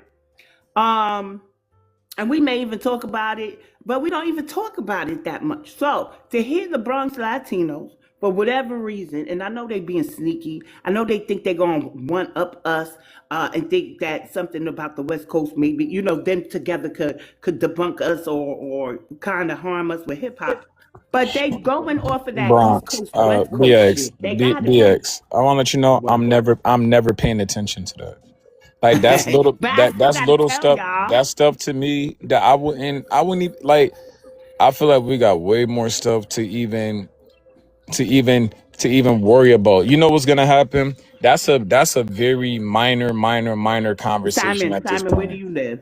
Where do you live? You live in the Bronx? You live in the South Bronx? Nah, Because I got to tell you, my I'm neighbors was tri-state. fighting I'm about right. if a I'm tr- Puerto Rican is black or not. Like they literally had this argument a few months ago. The man told her, "You ain't black," and she So went what to they're screaming. so So that's we what I'm still saying, have these BX. arguments in New What you're York. not realizing, Mm. you're looking at the cause and effects of delineation. We got Spanish people delineating from other Spanish people. You got Puerto Ricans that only lived in New York their whole life, already being delineated from Puerto Ricans that lived in Florida, Puerto Ricans that lived in West Coast, because they're not the same. They don't consider each other the same type of Puerto Rican. I think we need to start They all act the understanding. same though. All right, that's I'm I just know it's letting you. not important to you, but I got to hear this shit. Like I literally got to hear this shit. But what I'm saying is, you have to. I mean, you don't got to do nothing, but realize the effects of how powerful Black American delineation is, and you can't respond to how I didn't other respond. cultures. I'm just passing the information along about the tactics that they're doing now that they're willing to align with. They ain't never talked about a West Coast Puerto Rican before. They ain't never talked about a West Coast like that before. That's my Right? So I point. understand the BX, power of that's my point. delineation. That's literally my point. Uh-huh. That's Uh-huh. literally my point. They've never talked about it before because they're delineating from each other already. They're gonna Simon, start. can I just They're give the literally gonna news argue with without you each thinking other. I'm responding to everything? I do What I'm worry saying, when about it. immigrants argue with each other, this not Uh-huh. our. I don't think it's our. It They're shouldn't be not our job to even arguing. pay it no attention. Let them chew each other heads off. Is Wait, all I'm wait, saying. you misunderstood what I I said. don't The think she said they Bronx arguing. Latinos reached out to the West Coast for help, saying that Black Americans owe them for hip hop. That's what I was saying. What power BX, I understood exactly what you're Oh, saying. okay, What okay. power does Does this He's such West a Coast Puerto no-brainer. Rican have, what the hell are they gonna do? Fly a plane over to New York and do what? Right, Nothing. right. They only want you to respond. There's Okay. nothing that But they're I gonna didn't do. respond. I'm just passing the news along. That's what I do. My bad. I'm just saying, like, I don't know. I I just be love in a you too, different brother. space. Where I just be in a different space, and some stuff is really Ninja Turtle shit that's in the sewer, and we shouldn't be trying to fish in the sewer for turtles. Right. If So it But that you know basic. what that's So I that's just all I'm said basically. though, saying. Simon? So One basically, moment. son. I Oh, go just ahead. said we gotta recognize the tactics of our politicians and the tethers. And then I went into talking about the Puerto Ricans, even though I should call them vultures, not tethers. But I'm telling you something you may not have known. This is the new thing that the Puerto Ricans are trying. Doesn't mean I'm going to make an email campaign about it, but I understand the power of delineation. I'm just I'm a journalist. I spread news, accurate news at that. That's all. Yeah. Simon just saying choose his battles. Hey, but I want to remind Mhm. y'all, I'm trying to build up my lineage music side. So if y'all haven't followed me, please, if PX don't mind me plugging, Go ahead. please follow me on this page here because I'm gonna go live with some lineage music stuff. So if y'all don't mind, please uh, follow this page. And I got to get my numbers up so I can go live, and I don't have enough right now because I hadn't been really been focusing. It's not my page. I'm gonna be on other page where I talk all shit off my chest. But this is I don't want to get it banned or anything. So that's why I'm kind of be cool with what I'm saying on this side. But and I'm only speaking like I'm speaking because your page is not really out there like that on TikTok. But I do have if a y'all Pan African topic that I want to do, but I might go to a public page because what fun is it? yeah, yeah, But right, absolutely. When you're dealing with that, it ain't no fun if you can't just get the shit off your chest, right? So, right. but but yeah, I just want to, if y'all don't mind, follow the link, the page, and we're gonna be doing some good stuff over there with our music and different topics and stuff. So, thank you, BX. You're welcome, no problem. Afro Lee, do you have anything that you want to chime in on? We talked about Biden, Stacey Abrams, the coalition that I found out about in New York Association of Black, Puerto Rican, Hispanic, and Asian Americans. So Puerto Ricans had, like Simon just alluded to, Latinos are delineating on their own, and Puerto Ricans have delineated from the Hispanics. And after Dr. Camilla Moore came and introduced lineage, stood on, it's supposed to be lineage based, not race based, to our reparations hearings. That very same association of legislators, right? I call it the ideal people of color. That's what they're trying to do over there. Held a workshop based on the urgency of having reparations now. So it seems like a sabotage to me. What else did we touch on, y'all? Yeah, Biden saying we got to kowtow to the Hispanics, to the so-called leaders, and basically all the importance of not sending out for the midterms. Donald Trump, and I want to add this. Donald Trump did say, remember his exchange with Ilhan Omar when he was stating sanctuary cities must end. To do that, we do have to vote for the midterms if you're in a sanctuary city. But I'm in agreement with that. You have any thoughts, Afro? On that, those specific, or anything you want to introduce? What's going on with reparations in Hold on. Chicago? Can we Hold talk on, on wait. I that? think you just said Uh-huh. something. I think that should be, if you want to target a little bit, Yeah, are people to wake up. If you want to yeah. end sanctuary cities, then you have to vote Republican in the midterms. I think that's I think that's I think that's a understandable message. Just like you got on your prompt, Africa is not our voice. You Hmm. feel me? That's an understandable message. It lets people diagnose this how you want without actually guiding them to a final thought. If you want to erase sanctuary cities or stop sanctuary cities, you got to vote Republican midterms. That's just what you got to do. And what that does is it it coincidentally gets rid of a lot of immigrant politicians that are keeping sanctuary cities open. And guess what it does also? It makes people that are for sanctuary cities just come up and babble and argue. And we're gonna have to debunk them also. But to end sanctuary cities, you gotta vote red to end sanctuary cities. Something Make it like that. good. Yeah, I'll make the topic up today. I do have a page, y'all, called BX Network. You'll notice my logo. I'm pretty sure at one point in time y'all saw my logo. So you say, oh, that looks familiar. Go ahead and click that. One of the Pan African topics, and maybe in the Sanctuary City, I will have it on that page just so we can have more people in the room and get the message spread that way. Plus I want to try that page out. Anyway, that was supposed to be like my interview page, but I'm so comfortable on this page, I never go on there. But some topics do deserve other people coming in. But y'all gotta be on time because y'all be late for class and everything and all this other stuff. Why is Dred just entering and he knows he owes me a presentation? Right? So for that one, y'all would have to, and I'm so spontaneous, I might just go live and be like, all right, I'm ready, y'all. But anyway, let me bring good morning, Basic. Good morning, Dreadhead. The Black American is returning, but to the panel. But Afro, just in case you have to go, you have any thoughts on anything? And can you tell us what's the state of reparations in Chicago? Yeah, well, there's a thing going on in Chicago. I'm not gonna lie to you guys. They really dragging this out. They were supposed to really have gotten the ball rolling on reparations by this time. They're dragging this out. There's this thing coming up next weekend, and they're gonna be having some type of bill or to push some bill that would cause them or that would force you know companies and things like that to be transparent about if their ties to slavery, like for instance Chase Bank, Bank of America, all of these corporations and things like that. They would have to come out with their ties to slavery, and then there would be some type of tax to it. There would be like some type of tax that would be recirculated into the community in some way. That's one of the things that they're trying to get past, which in all, to be honest, I do support that. I think that, these companies that started from slavery, they need to break some stuff off too. I'm not opposed to that whatsoever.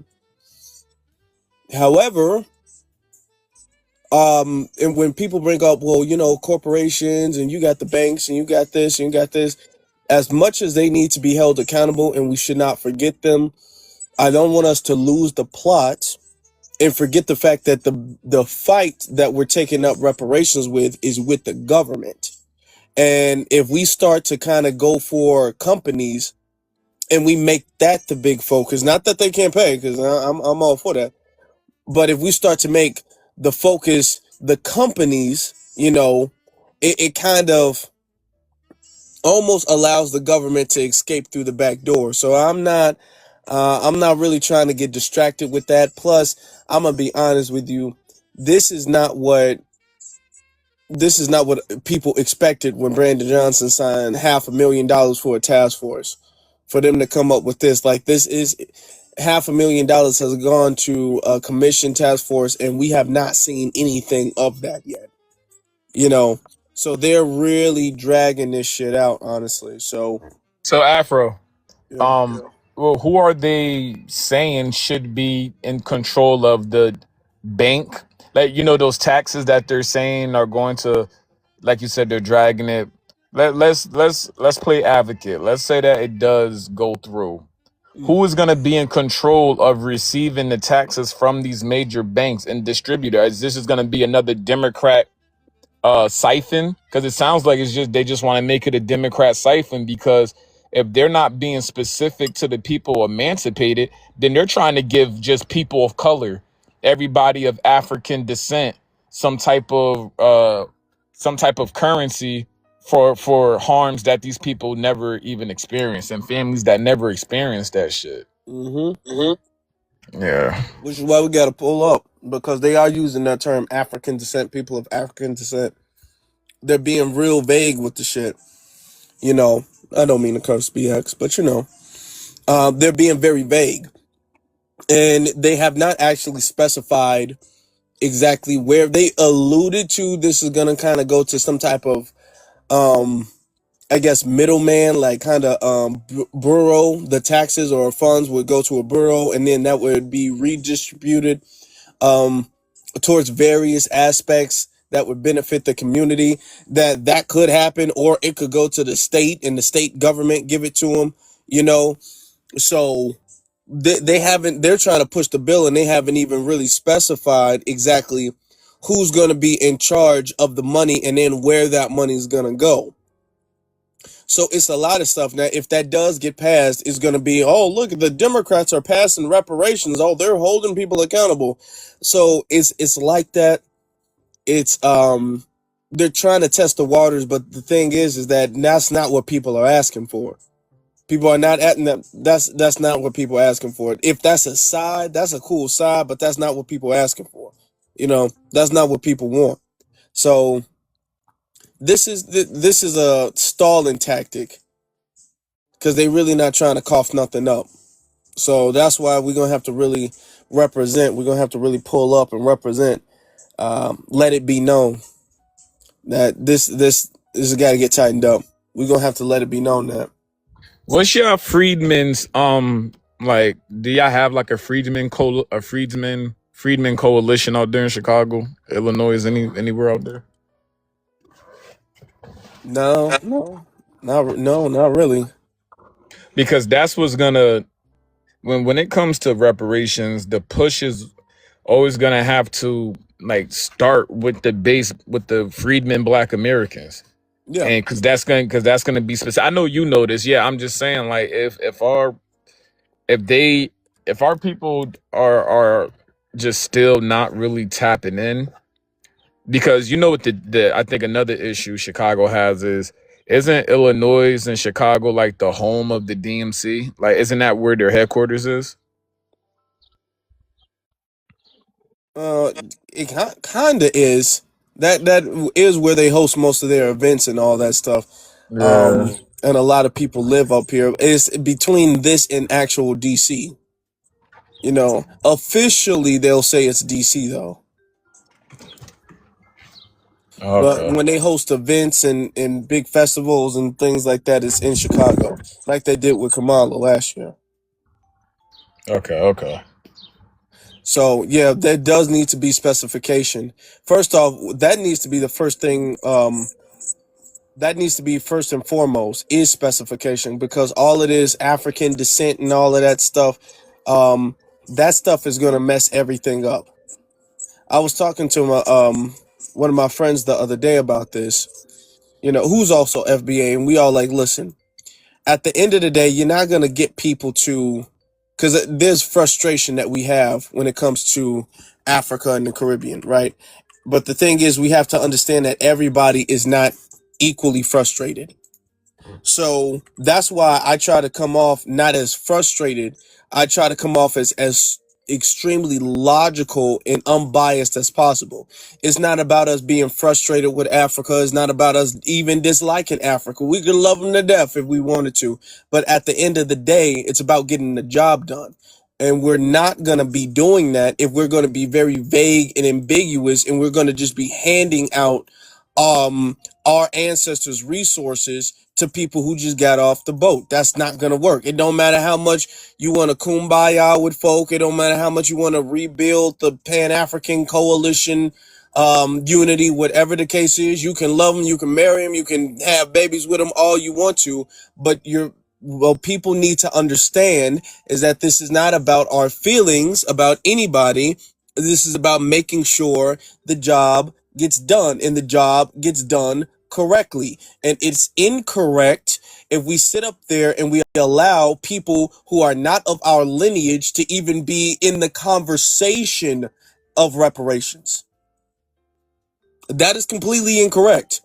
And that's the absolute first thing that needs to be addressed. So yeah, we definitely gonna be representing coming up in a couple weeks. And then we gotta also be holding them accountable for this slow pace too. Because at this rate, Brandon Johnson signed that thing in 2023. It's 2026. Now it just happens to be right before midterm or whatever, which they're going to be using this. They're going to be using this as like some type of political leverage for the midterm. But I mean, what we gonna wait a whole decade for them to come out with some type of bogus ass study? That's not what it is. So we're gonna have to hold them accountable. Be all like, hey man, if y'all can't get this done at a faster pace, first off, y'all need to get it done right. But if y'all can't move at a faster pace than this, y'all need to move. Okay. Because right now, I'm gonna be honest, I was expecting more action from them by this time. Because I know one of the people on the task force personally. I've known her for years, so I was expecting, commissions and things like that, like how they had in California and how they have in New York. I was expecting that by now. I was expecting that earlier this year, actually, because that's what she told me was gonna happen. Where people get to come in and there would be public hearings and all that stuff. That and we still haven't seen that yet. So we're gonna have to really call people out. So there's work to do. Thank you for the update, Afro Lee. Is there anything else you want to say? I know you had a live. Did you have the live about Kamala running? Yeah, wanting to run for office again. What do you think of her chances? I think honestly, we can't underestimate, honestly. Her chances of getting a black vote, I'm gonna be honest, it might not be as bad as we think it is. And when I say that, it all depends on it when Donald Trump leaves, who he's going to endorse for the next president. You know, like for instance, if it's Kamala versus what's his name, Ron DeSantis, I'm gonna be honest. There's not too many people who gonna pick Ron DeSantis over her. There's not too many people. If it's JD Vance does not have the popularity or the support of Donald Trump. So it kind of depends because right now the Republicans are really messing up everything and they really putting a stain on even their own base. Now, the thing that does give me some type of hope is the fact that she can try to run, but the thing is that she's not nearly going to be financially back the way she was before. All of the donors, she got $1 billion in 100-something days. They're not going to sit up there and look twice at her this time. They would rather chance it and give that to Gavin Newsom or JB Pritzker or somebody than to throw that money away again. That's how they look at it. So she's not going to be running the same. She's not going to be able to. She's not going to be as funded, which means she's not going to be able to do as many tours. She's not going to be able to pay people off as often or as much. So her campaign is going to be less funded than the 100-day campaign she had the last time. So I think also, by the time the presidential election come around, we'll have our counter medias should be running like very actively, where we can have our counter medias, walking around to these places, the same way these little white boys and girls, white T boys and girls be running up on people, just asking them questions.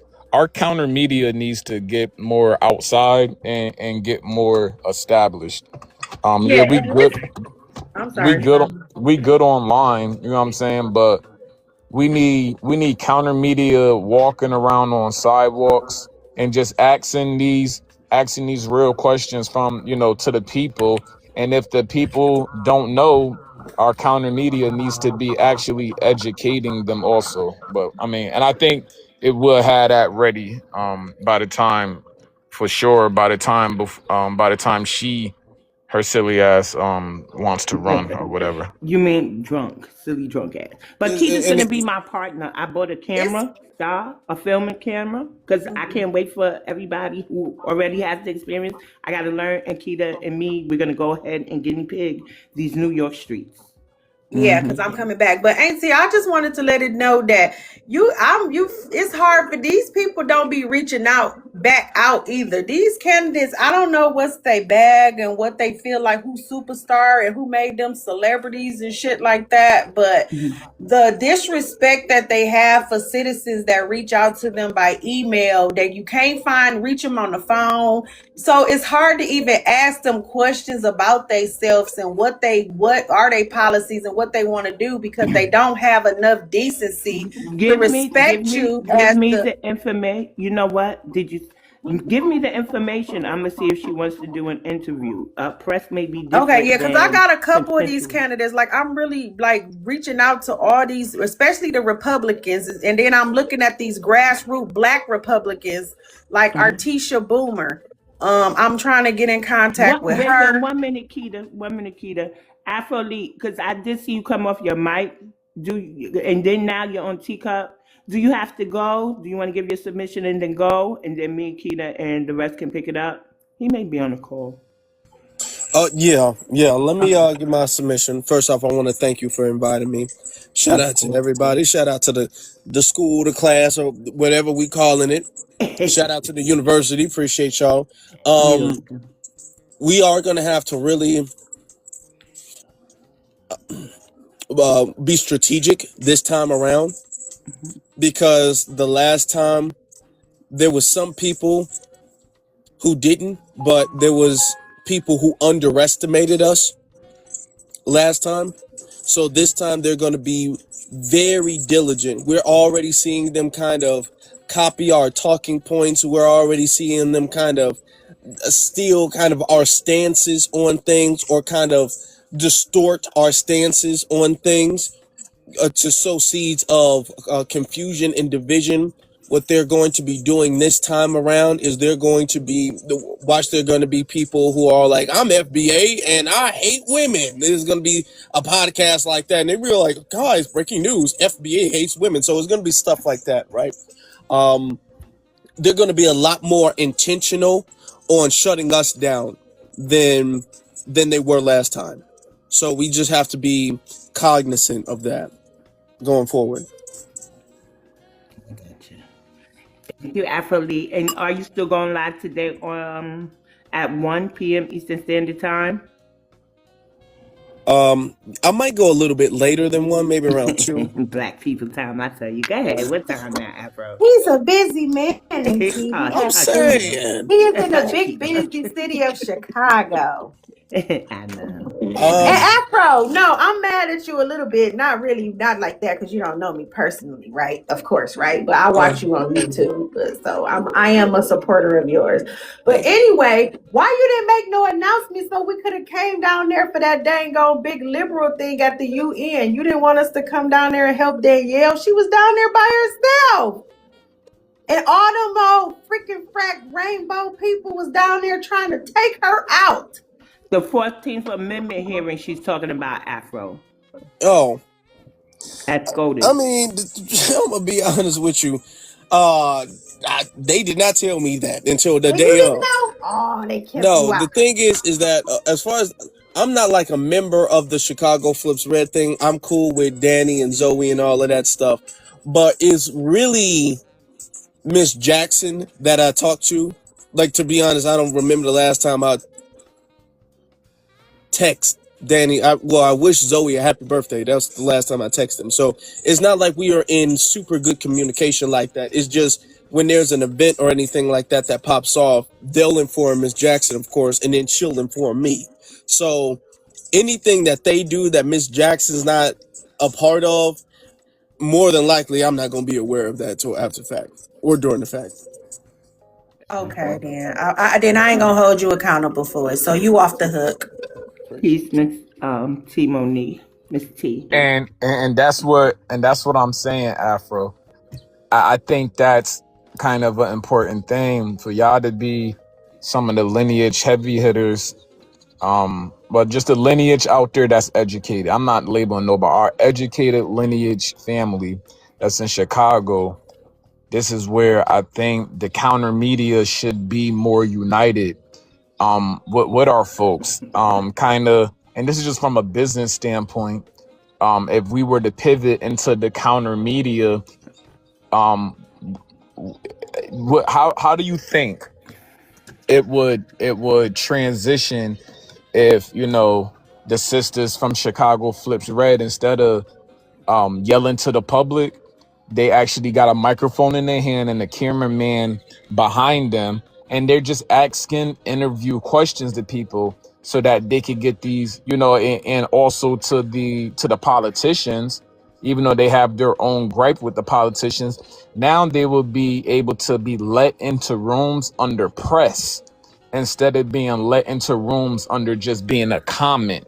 See, when you're let into rooms under press now, because we're counter media, what happens is, your questions could be asked and they kind of got to answer them. You kind of get more invites into debate topics, and they don't want to see lineage media in these rooms. And I think that would be a great pivot for the ones that are educated. I'm not even saying our hotheads that we Don't got. forget, Hey, Afroleak does have to go, so okay, kind yeah, of we'll just pick pick the you. Yeah, question so he Afro, could I'll do hit the you in your submission. DMs just to chop it up a No, little bit you later. already put our part. I'm just saying, ask the question, but shorten it so he could hit the point Well, that's my and go. point. That's my Yeah. point. I land. You want them to be media as opposed to act. You want them to be media activists, grassroots, No, dirt no, no. work. I want them to elevate from being just activists to Hmm. being counter media. Like activism, it goes social media activism, and then it go outside activism. I think a And bring layer his up from hierarchy. I think a layer up from outside activism is now counter media, because you could control narrative. You could edit the video. And then guess what? People get the repost, and people faces are on record with their answers. We need these people faces on record with these answers. So we need to be counter media in a sense. Okay, I like that Afro. idea. 1 minute, Keita. I don't. Go ahead, Afro. You don't. No, because I think if it's not that, trust me, if they wanted to be counter media, they would have been counter media. We got to understand a person's passion is their passion. So no, BX, that's not how it works. We have to be able to walk and chew gum respectfully, BX. That's not what I'm saying. But when you allow yourself to stay in a box, well, you outgrow your box and Who you says kind of they're get in a box comfortable. though? You get comfortable. I sit. I land. I let it Well, I land No, there. mean, I want to hear Afro's I response think he. because this is my thing. Some are called to be activists, some are called to be counter media. And I've watched their elevation. They'll get there if they want to. And sometimes what's not broke shouldn't be fixed. Does that make sense? Do y'all know that saying? Exactly. Mm, I do. okay. Go ahead, I Afro. The question is really for you, but go yeah. To ahead. his point, that there is a necessity of that, Hmm. because that does show legitimacy, and that does give us a more grounded, not only point of view, but we can showcase a more grounded narrative, a more realistic, grounded people thought narrative, a genuine narrative, than ABC or anything like that. So yeah, I mean, let's be honest, and it's not like we could lose with that. And I get what you're saying, BX. Like, as far as trying to make people say, okay, well, you used to be a spokesman, but now you got to be an interviewer. Now you got to wear a bunch of multiple hats and stuff like that. That's how people tend to burn out. That's how people tend to do a sloppy job and all that. So, what could happen is that there can be times where we host events and things like that, and we train people. Because let's be honest, we need to train people on what to say, and Hmm. we're gonna That's have to true. be honest as well too. Train people on, and we gotta be real with it, because that stuff, especially when you talk about politics and stuff like that, we got wars going on. That stuff can be a dangerous job. You putting a Hmm. camera in somebody. Remember that woman who was in New York and they was arguing about Yeah, she got beat. something, and then she started swinging on them. So that can be, if somebody's trying to go viral and push that, that can be kind of dangerous as well too. So there does need to be preparation. There does need to be a sense of safety. There does need to be training with that.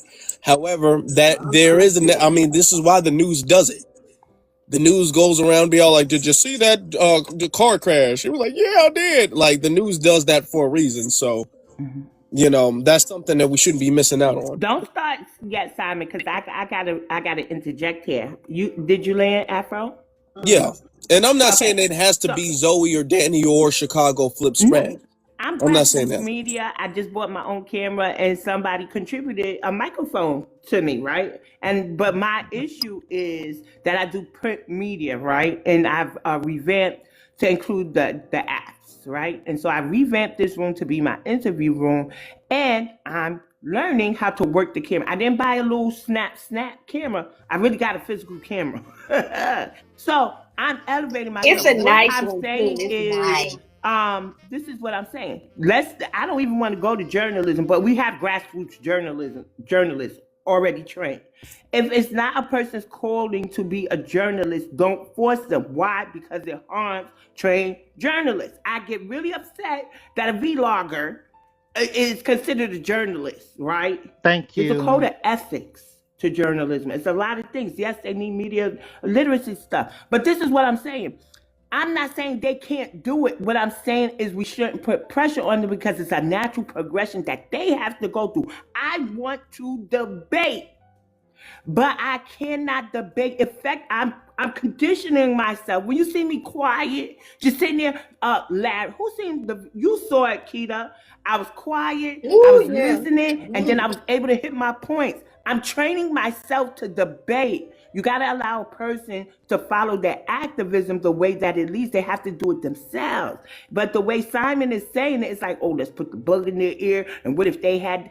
You got to let a person go that natural progression and not make it seem forced.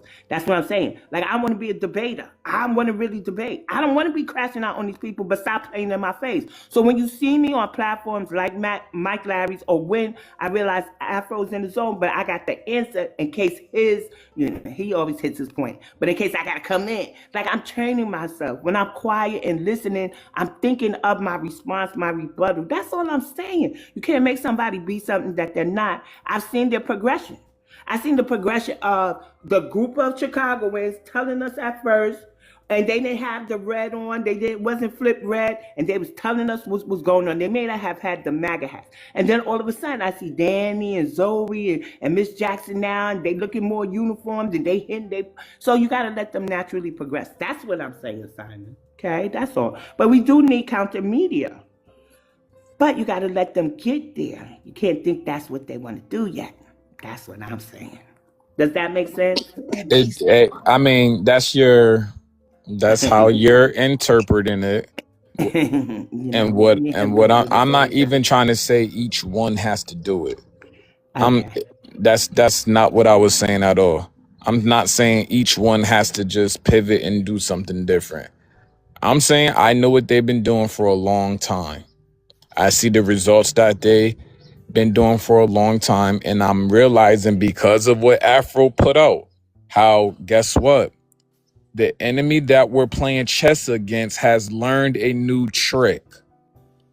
If you want to not elevate with your enemy that's learning a new trick, then you're going to be put in a box. That's how strategy goes. It's, am I going to learn from my opponent, and am I going to evolve, right? Well, guess what? Afro just put a very good point on the table. They weren't evolved. We evolved in front of them. And now they have to counteract what we evolved into. They're going to evolve off what we did by trying to take our narrative in X, Y, and Z. Well, guess what we have to do now? This is all chess to me. This is all chess to me. If you don't know how to play chess, you're going to be stuck in a box because you're not going to know how to evolve past your opponent's new strategy. And that's what it is. Nobody in chess, if you know how to play chess, every pawn can become a queen. Every pawn could become a rook. Every pawn could become a knight. Every pawn all right, has a evolution that it can do. If you don't know how to get through that structure of saying, okay, I was this, boom, I made it, damn, I feel like I'm bursting out of my cocoon. Caterpillars go into a cocoon and eventually they burst out and become butterflies. I We think have to, Simon's saying the same thing I'm saying, except we're just missing each other's point. no, When what you I'm go saying, from the no, cocoon, no, when you go what I'm for the saying is, evolution, that's what I'm saying. what, no, They what have I'm to saying, evolve what, on their own. no, they That's what don't. I was What, no, saying. what I'm saying is people, Mm-hmm. we're in the difference between letting someone just go down the path by themselves in the situation we are in is that we have a smaller percentage. So guess what? Until our percentages grow, people are gonna have to wear multiple hats. You're saying plant the If seed. someone is willing to, Simon, real fast. You're all right, saying I just plant the land. I got it. seed. No, no, because Afro does have to go. But what I'm saying is, what it sounds like now is you saying plant the seed and how they nurture it. Um, would be what I was saying. They have to evolve to that point, but plant the seed, right? I'm saying the best response to our enemy. This has nothing to do with seed planting. The Oh, okay. best response to I'm our finished with enemy. Simon. He just wanted I'm just conceptually. Go saying we ahead. got an enemy. Mm-hmm. I'm just saying we got, Pokemon, like Uh-huh. like they evolve. Like that's what I'm saying. We He got an keeps saying the enemy. same word that I'm saying that my mindset. Maybe I'm talking from a different mindset. I don't know, I but think evolve is I what think I'm we basically agreeing. saying I think too. we're But they have agreeing. to I'm do it just on their saying That's own. what I said. I think y'all agreeing I more think than we not. agreeing. I'm not Y'all gonna go both back and saying forth. What I'm evolving. saying is Basically, he's saying wearing more hats. counter Yeah. media. Counter Mhm. media is what we're gonna need. Counter media is what we're gonna need. These platforms, yes, Mhm. we already ran Clubhouse, we run Twitter, we run TikTok. Mhm. Okay, the next progression is we run social media already. We need Mhm. counter media to get outside so that we could put all of our counter media back on social media. So that's all I I'm know I saying. thought Afro However it be works in is counter however it media works. before, but okay. You want the ladies, they might get a different response, right? And I'll let this land real quick right here. We Uh-huh. don't have to go off of our lineage conversation. We don't have to Mhm. go into the WAR and Iran. We don't have to go into gas prices. We don't have to go to nothing else. We can literally just take our counter media and keep it right where it is in our lineage conversation. It's the most powerful conversation out right now. Can't nobody do nothing with our delineation conversation. Well, that's They what my don't content they was don't know about. how to they don't know how to get away from our delineation conversations, and they don't know how to interview about it. They don't know how to respond to it. They scared of it. Mm-hmm. My All bad. right, What I'm saying is I they hear don't It you, know how was to do this Simon. no, was but yeah, cool. I Go gotta. ahead. I'll land with that. Wait. Afro's talking. Go ahead, Afro. Yeah, I was about to say I gotta jump off here. I'm I'm gonna let sorry. y'all Uh-huh. go ahead and keep on keeping on. Do what y'all gotta do. He said, I'm getting out of this while I can, unscathed. He said my name Wes. I ain't in this mess. Yeah. Go ahead, Afro. This is how me and Simon work. No, but I Yeah. mean, when I'm listening, it's like is neither side is incorrect, and that's the thing about it. And for the most part, I feel like you all are more really in sync than you guys are not. You guys are really more. Mhm. You agree more than y'all disagree on this subject. It's Right. just maybe honestly, I think y'all agree completely on the subject. It's just really the method that you guys are having a Mm-hmm. disagreement on, kinda. Yeah. Whether Yeah, Mm-hmm. me that's and a BX, natural me and BX nurture. have our relationship, how we talk to. But yeah, I think that's what I said. I'm not disagreeing with BX. We're not disagreeing. I think it's the, like you said, it's the implementation, the active, Implementation. how it activates. So Yeah, Hmm. yeah. yeah. It's Yeah. like it's kind of like a nature versus nurture type thing. If It's Yeah. like Malcolm Simon's are versus Martin Luther arguing King. nurturing, I No, mean, it's not that. No, yeah. it's not. Don't do that, Oh, yeah, Keita. that's Yes, it Mm-mm. is. It's like brother. No. It's like Simon is brother I'm about to Malcolm, drop and Keita. BX bless her being brother heart. Martin right now. You feel me? Uh-oh. Go Well, ahead, yeah, Andrew. that being said, I really got to go before stuff get... All right, so you said later, what time, Afro? Because you know by 1, I be getting sleepy, so I might sleep until, I can set my alarm, though. I want to do it probably a little bit closer to about 3, maybe. He went down an Okay. extra hour. It was 1, then 2, now it's 3:18, 3:30. No, because Mhm. when I was saying 2, I meant 2 my time, and that's gonna be 3 your time. Oh, yeah, you Cause right. he's on Yeah, Central. you right. You an hour ahead of us. I mean, behind us. Yeah. All right, Afro, I'd like to Is that say is, thank is you. you gonna be cool with that, or I mean, because I could stick to 1. No. We'll work off of your time, but call first, because I might, it happens so fast. It just happens so fast. I be up watching the discussion, and next thing you know, I'm out and waking up, and I got all these missed calls and shit. Yeah. Yeah. But yeah, I'm about to log off of here anyway. I just want to listen to Dread and the Black American House, and then we'll get our final words and skedaddle. So maybe I'll just lay down and take up my nap. Well, shout out to you, brother Afro Elite. I'm so proud of you, and please don't stop. You for president of the future. How about that? Yeah. I appreciate your support. Well, we nominated Yeah, you to I'm talk voting at the Afro. UN. Afro. Huh? We did nominate you to talk at the UN. All right. Oh, We sure y'all did. know I'm Yeah. ready for it. I can't wait for you to get up there, young man. Ooh, I'm gonna be so proud as a Black American woman.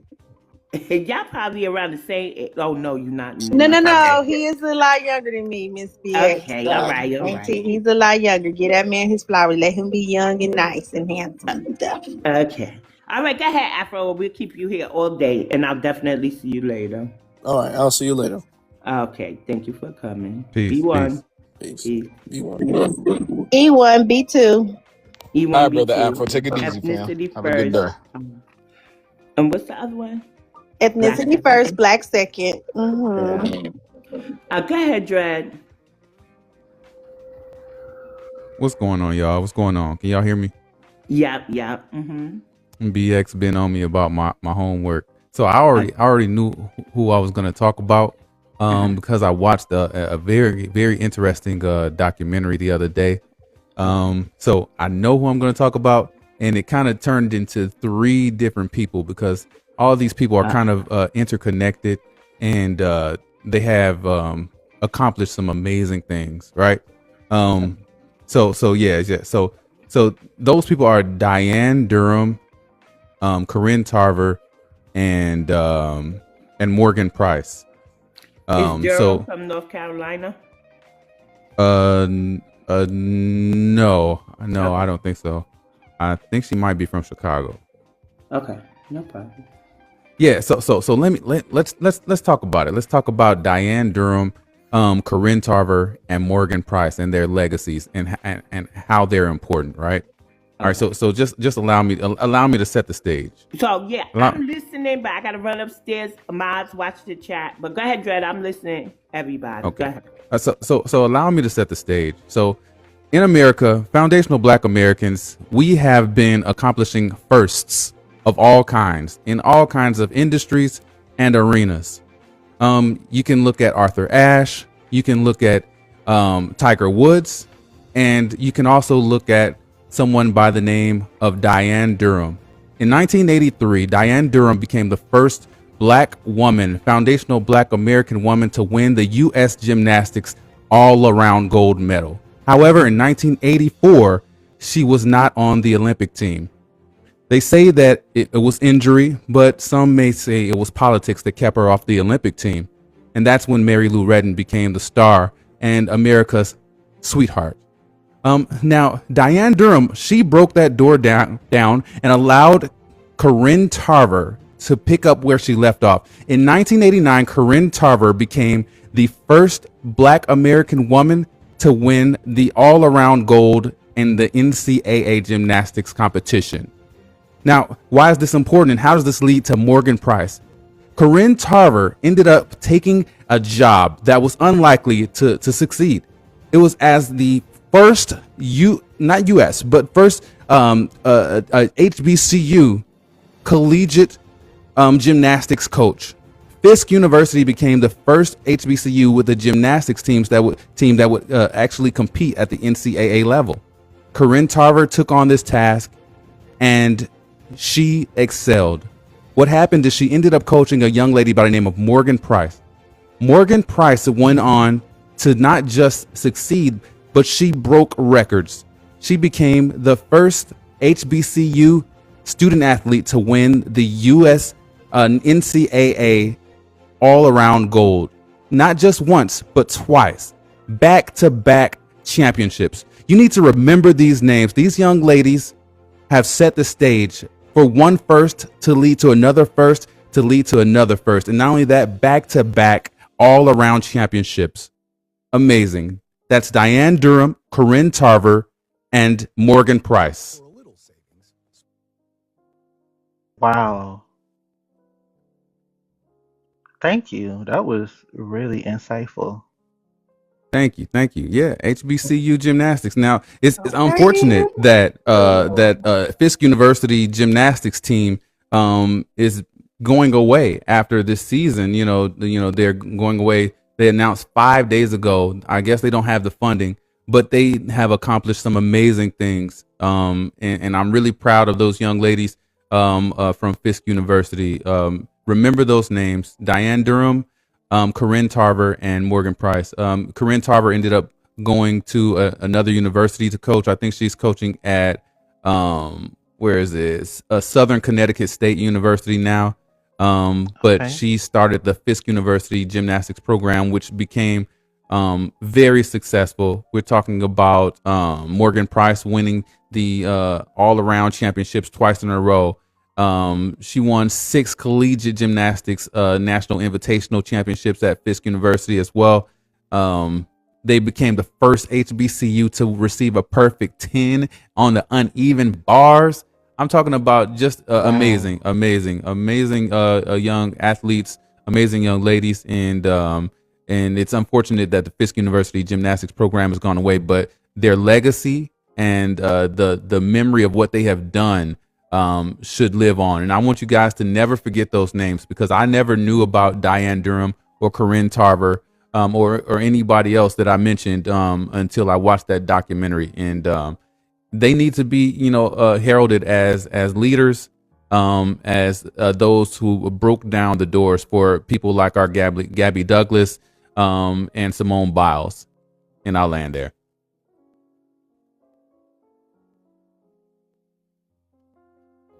That was beautiful. I thought Keita would have came off her mic first. So Malik says, "What's good, Dred?" And then he said, "Nice." Um, Amazing job. You have caught up with, I know and I you was don't away from my owe. phone. Sorry, Auntie.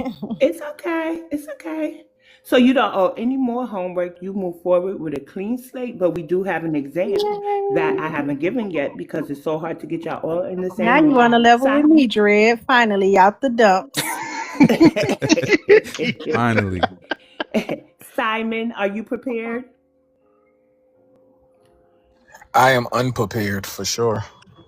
We gotta give Okay. Simon a little My, credit my, though. my, He my. be I out am for here. sure unprepared. But you got to get out the dump, Simon. But I'm trying to have your back, brother, because I be seeing your hard work. But yeah, you got to get caught up. You in the dumps, bruh. Man, I'm just multitasking a couple I of things. know. I know. I be seeing you all in these streets. He be fighting hard. He be fighting for his life. Lord help him, Jesus. Uh, I be. Yeah, shout out to Simon, man. hey, it's I'm Me a and Simon, listen. we Go also ahead, end up bro. on What you some say? strange panels, man. We be, with our backs against the wall, you know what I'm saying, fighting these Yeah, like tethers, as that's what I well. was telling BX. Like I go into the fire, feel me, You and try do. He be in the and be having strangest to places, but he be having putting to a good fix the word out energy there. on these mugs, cause Mm-hmm. Yeah. yeah, I don't like it when people think that they listening to lies. People be sitting in these rooms listening to lies, and it's like, let me. Yeah, it'd be funny. He go up there and But shake the Dread whole be out. panel up. Dread be through there. Honestly, it be Dread that be. Now I'm feel me. Now I'm pointing a little. Feel me. Listen, I'm getting a little head nod. I'm getting nod this way. Dread, right? If I see Dread on a wild ass panel, I feel like bro just be sending up the flare. Like, I ain't come holler at me because if you ask me, I see Dread on the panel and he just quiet. You know what I'm saying? I know he already gave his point, but he'll just sit there and I be like, see, I'm going up there. It's time. It's time. Nah. I'm in here with Dread. So blame And Dread. then they get my old He be throwing you. He be room, and throwing I you be that alley having oop. Yeah, he connection. be alley ooping like I a don't like mug, the y'all. alley And oop. he be tempted because he be crossing them over, just crossing, pump faking everybody. And I'm like, I know Oh all he want to do is Lord. throw this alley. I know Yeah. all he want to do is throw an alley. So obviously then I jump in there. So how I get in the room? Why? Because y'all gotta stop giving me Cause you gotta come through connection. with the slim dunk, Auntie. No, Dang. You I be gotta in the show them where comments talking you about you from, the down from BA. there. I told y'all stop going in everybody's room after I give my little ones and twos, of course. But Exactly. it's See like what Leave I'm me Simon saying? alone. said, they be in there lying and stuff. You know, They we be in have there to. just lying, yo. You gotta Yeah. understand. They be in there just lying. They do. They just, and people just be sitting there listening to people lie, and it's like, come on, Auntie, I yo. told you I had to go up in there and shake up that one lady panel, that D. I left all them discombobulated. I went there and fucked shit up. She was discombobulated. She was cussing. She like, I'm about to end my life. I don't know who sent Oh this wait, woman. grandma. Yeah, I went over there. Grandma dropped down. I shook shit up. That shit was funny as hell. I went over there and fucked that panel up. Lord. I know for sure. I see Dread on the pen. I know he already like Dread is like Dread sharp. Dread sharp is on. Dread is definitely a sharp one. You know what I'm saying? I So I appreciate know you. he handled. I know he handled it. And it's like now he just toying with the food. And it's just like, who want this Stole on some high State caliber Farm. gourmet meal? And I'm like, no, fuck, I take a little truffle salt. Yeah, I mean, let me see what's on here. Like, yeah, You so gonna say you truffle gotta blame salt? Chef. You gotta blame Chef Dre for showing me where the restaurant is. It be on Yeah. him, bro. Yeah, nah. I be following you sometimes too. Sometimes I see your name be lit up, and I be like, "Oh, where's Simon at?" You I be on like a when y'all strange go on panel. Paso panel. I be liking when y'all up there handling that light skinned little punk. He's soft.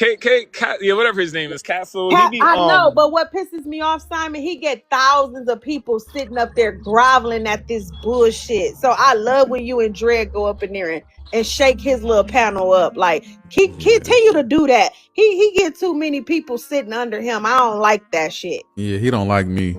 He And don't he a like me. FBA ain't like me divider. at He is all. one of those people that call us fleers in our own country because we is in the Midwest, the East, or the West. You know what I'm saying? So he is one of those type of Oh so-called wow. FBAs that I can't stand. Who's this? Who's this fella now? The Casso, Casso. Oh, but I Yeah. heard. Well, it's a He ain't rumor that I nobody. heard that he's may not be lineage. So Well, he say he is. He say he from the South, and he has a lot to Allegedly. say about us immigrants are born in the FBA. South, guys. They're I think he 30s, 40 lineage. He years just a old. Democrat shill. Yeah, he might be. Yeah, he just a Democrat shill. That's what I'm saying. Yeah. Like these people already labeled What up. the Like they're just a Democrat shill. And he one of them capers, and he likes to keep up the gender divide. He likes to talk about how black men Exactly. Yeah. treat black That's where he women, got. and I don't Yo, like that Kita, shit. that's how he at got his all. platform up. His platform wasn't built off speaking about lineage. His platform was built off gender divide. That's what he was always talking Oh, about. that's why he got all them Okay. thousands of bitches under Yeah, him. yeah. That's why he I'm got like, what mad are women these up hoes? there. I'm Yeah, in type there, shit. it's sickening, ain't it? It's sickening. Yeah, he had a Democrat shield live going last Y'all night. got a sister joining y'all. Now I'm really gonna be clutching my pearls. Cause you know the TikTok be snitching on y'all. I be coming online and I be like, oh, Simon's on somebody's life. Let me go see what Simon's doing. And then I be like, oh, Drat. And lately I've been scrolling past and see Nikita. Okay. Yeah, gotta use your real name now. Yes, Online. I know. I be up in there. They think I'm xenophobic. I be like, I'm not xenophobic. I'm anti-immigrant, Hey, especially the pale Lee. ones. So I'm not. I'm very anti-immigrant. Sure is. Hey, Yeah. yo, Keita, when they say that, right? Just I Yeah. didn't know educated meant xenophobia. Because that's what they want to be. Just because you're educated on the topic and you're educated on the traditions of immigrants, now they want to call you xenophobic because You're educated. You know what I'm saying? I didn't know Mm-hmm. education meant xenophobia, but that's what it's turned into for a lot Yep. of these folks. Well, I Exactly. gotta say this. I gotta say this. You know, if I keep Oh, scrolling Sister and Blue. one What up, day, Blue Fire? I ain't see Sister Blue in a minute. How you doing, sis? because tax season What's is up, almost Blue? over. She's an accountant, y'all. She does taxes, you know? So she's been very busy. Blue, I still need you to check your email. I had to, you didn't check it. We got busy. But tomorrow's the last day. Thank God. Thank God it's the last day. Then I can have my blue back. Dang, it's April 15th. Our show is Jesus. Mm-hmm. Damn, time Yeah. flying, y'all, when you having fun. I haven't even noticed how these weeks is flying past with what I'm going. I just wake up like, damn, it's a whole nother month. Like, you know what I'm saying? So I know I'm living life with a purpose now. Like my days is shorter now. I feel like it's not enough hours in them. That's when you know you're doing something, when the hours start to be short, and I'm losing days, hours, and months. I'm like, God damn, it was just February. It's April and finna be May. So Oh, we doing so good. Lauren says she hasn't. State Farm does have a lot of problems. She changed her name to Salon from State Farm, and then says I haven't filed yet. So I mean, Oh Oh yes, you can Lord, do have summer mercy. taxes. It's all the way up until June something. Man, tomorrow really, y'all last day. I better I don't stop playing know. No. around. You can Yeah. still do it in after April 15th. It just take longer for you to get them back. So that's a Yeah. myth with And you get that. a penalty. Yeah, you get some type of yeah, you might It's be right on the it's penalty. Exactly. Yeah, minimal. you It's could you could minimal. yeah, of course you They could do so still many. file, but you could Yeah. definitely gonna get It a penalty. Minimal. depends. I don't get much back to begin with. I don't want nothing taken from me. Right. I Hey! have mine I filed don't right know. away. I gotta pay every dollar on year. Oh, look at Yeah. you. We have a new guest, ain't we? We so rude. Mm-hmm. Hey, Black American House. You did come up because you wanted to chime in on something. Do you remember what that something is? I do. It was Okay, go about ahead. Nikema Williams and all of the caucuses that she has within my state of Georgia. Okay, go The ahead. first one, Congressional Voting Rights Caucus. The next one, Black Jewish Relations. What the hell is that? What is a black Jew? Caucus. That's Mm. my same You know you question. can't say that J word, right? You gotta say What is a Oh, you black small hat. small hat? I love I'm the sorry, TikTok small though. hat. Yeah, we love you, TikTok. That's man, Small screw hat. them people. I don't like them people. The next one, Endometriosis Caucus. The next one, Small Brewers Caucus. The next one, Democratic Women Caucus. The next one, because this a whole long book of caucuses. Congressional Black Caucus, and you know that's Boulay, the Blue Vein descendants, and everybody that's in a fraternity or a sorority. The next one, New Democrat Coalition. The next one, Congressional Progressive Caucus. The Black Maternal Health Caucus. Like when I tell you Can this I ask is a one question? Do she get to yeah. get 501c3s off of these? Are these nonprofits? Now for a caucus, I don't think it is a No, so how 501c3. how the caucuses work, if I'm not mistaken, once you're voted in, and this is why voting kind of matters, you can now just begin to apply to start. If you look up all these caucuses, even from New York and down to Georgia, all these all these basic as no name, do say whatever caucuses. I bet you when you find out when they started, majority of them started between Biden's administration. They literally started Probably. between the end of between the end of Obama's administration, but definitely I'm a leap crazy and say 75%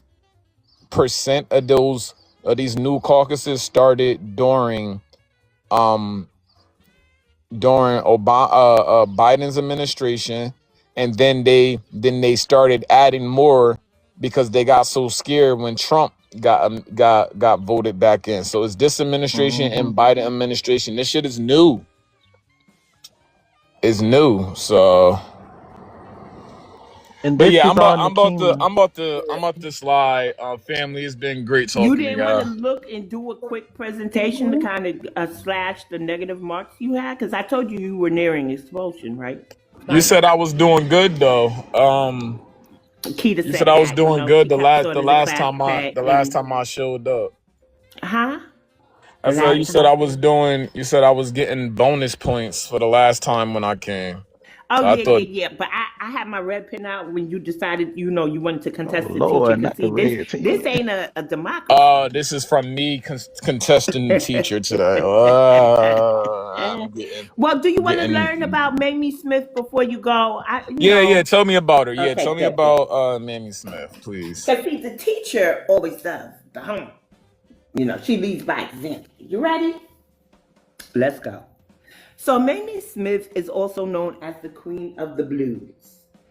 She was a transformational figure who broke the racial glass ceiling of the recording industry in 1920 with her hit Crazy Blues. While specific records of her personal spirituality, because I gotta ask, such as hoodoo, are not explicitly detailed in mainstream historical archives, her music and life were deeply intertwined with the broader Black American spiritual and folk traditions that informed the blues genre. Her family black background, I was about to say background, y'all. She was born Mamie Robinson in Cincinnati, Ohio in 1891. She was a foundational Black American who grew up in a musically rich environment and attended public schools for Black American children in Cincinnati, because I told them don't use African American. I didn't want to hear the word. Children in Cincinnati, such as the Western District Elementary School. She got married to singer William Smitty Smith in 1913, and then they moved to Harlem because Mamie Smith is part of my I have this initiative called Destroying the Narrative of Tetherville, and I show how foundational Black Americans actually created not only the infrastructure but the culture of New York. So anytime somebody's from outside the state or the city, I ask if that person had ties to New York and how they were instrumental in New York City culture. So she's from Ohio, but she had a connection to Harlem, New York, where she established her career in the vibrant nightlife. Okay. So scholars note that the classic blues she pioneered was heavily influenced by Black American hoodoo imagery and themes. Okay. Like many early blues artists, her vocal foundation was built through local churches, Black churches, of course, performances and talent shows during her childhood. Musical triumph, recording pioneer. In 1920, she became the first Black American artist to record a vocal blues song, and I said that, Crazy Blues, and it sold over 1 million copies.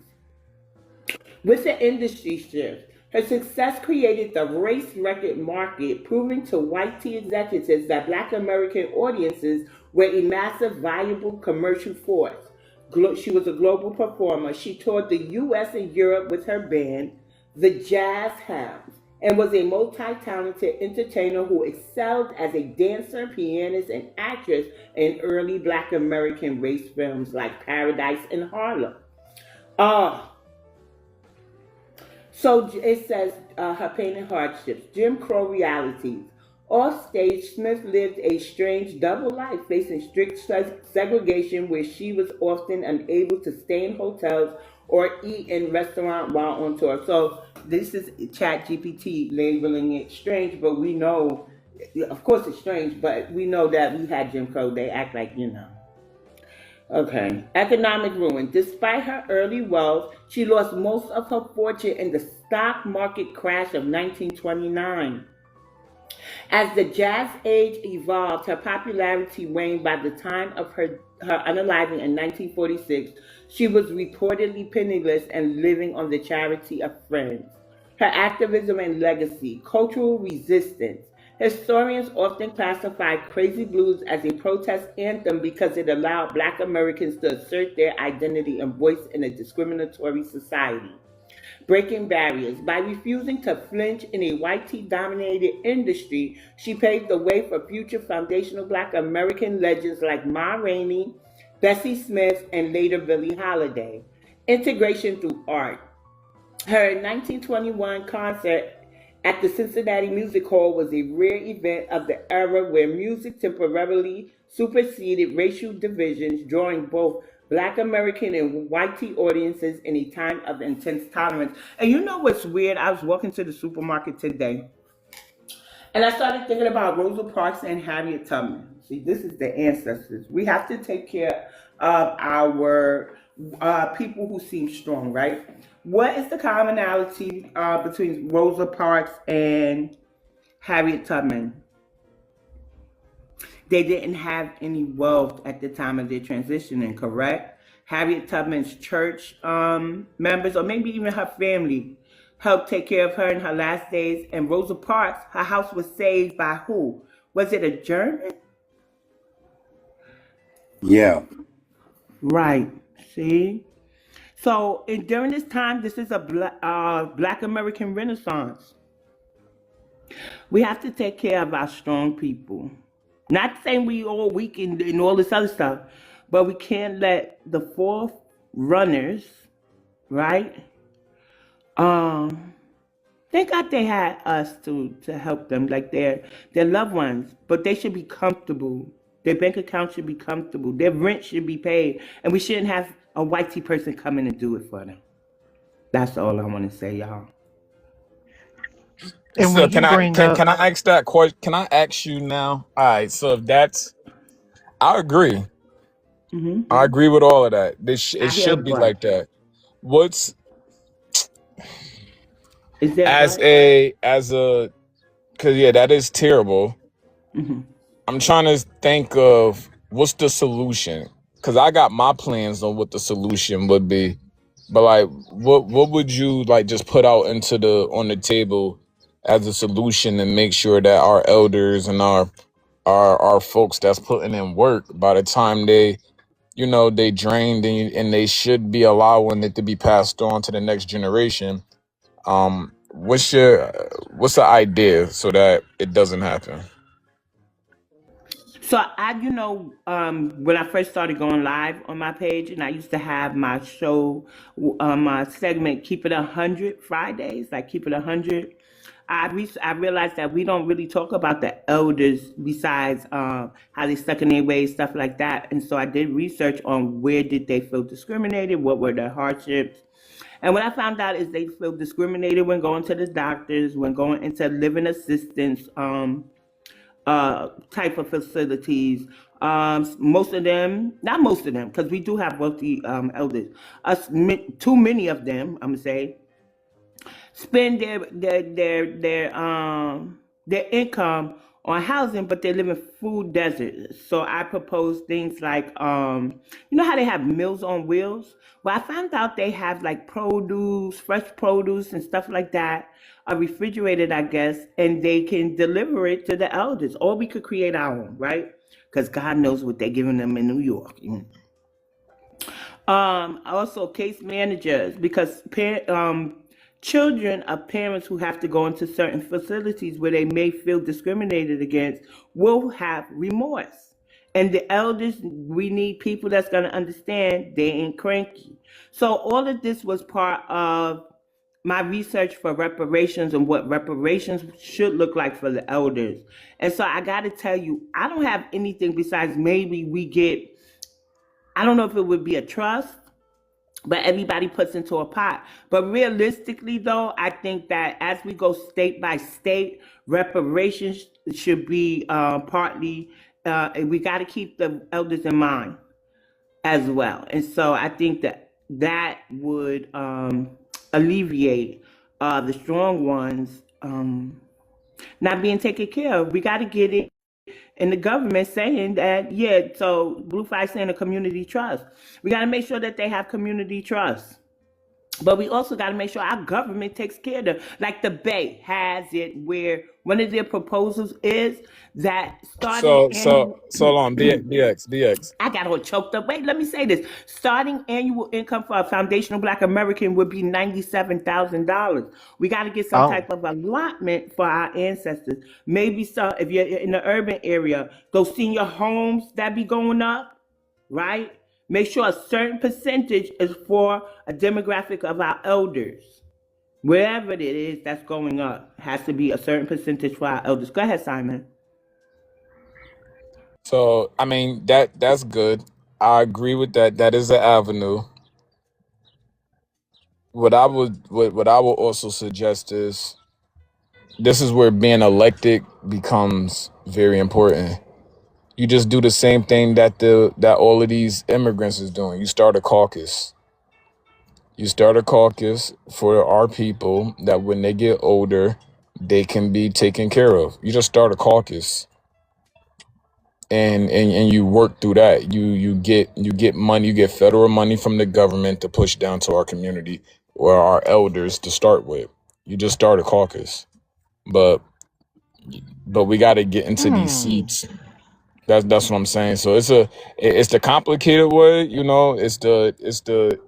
It just seems like a lot of pressure. I know we juggling a lot right now, but I wish there was a way that we could just start a caucus without having to be elected. And that's what I'm trying to figure out. Like, how do they keep starting all these caucuses, um, with all this bullshit attached to it? But I'll land with that. Hey, Exactly. but I do have to go though. But family, yeah, I'll see y'all in a little bit. All right, see y'all around Yeah, okay.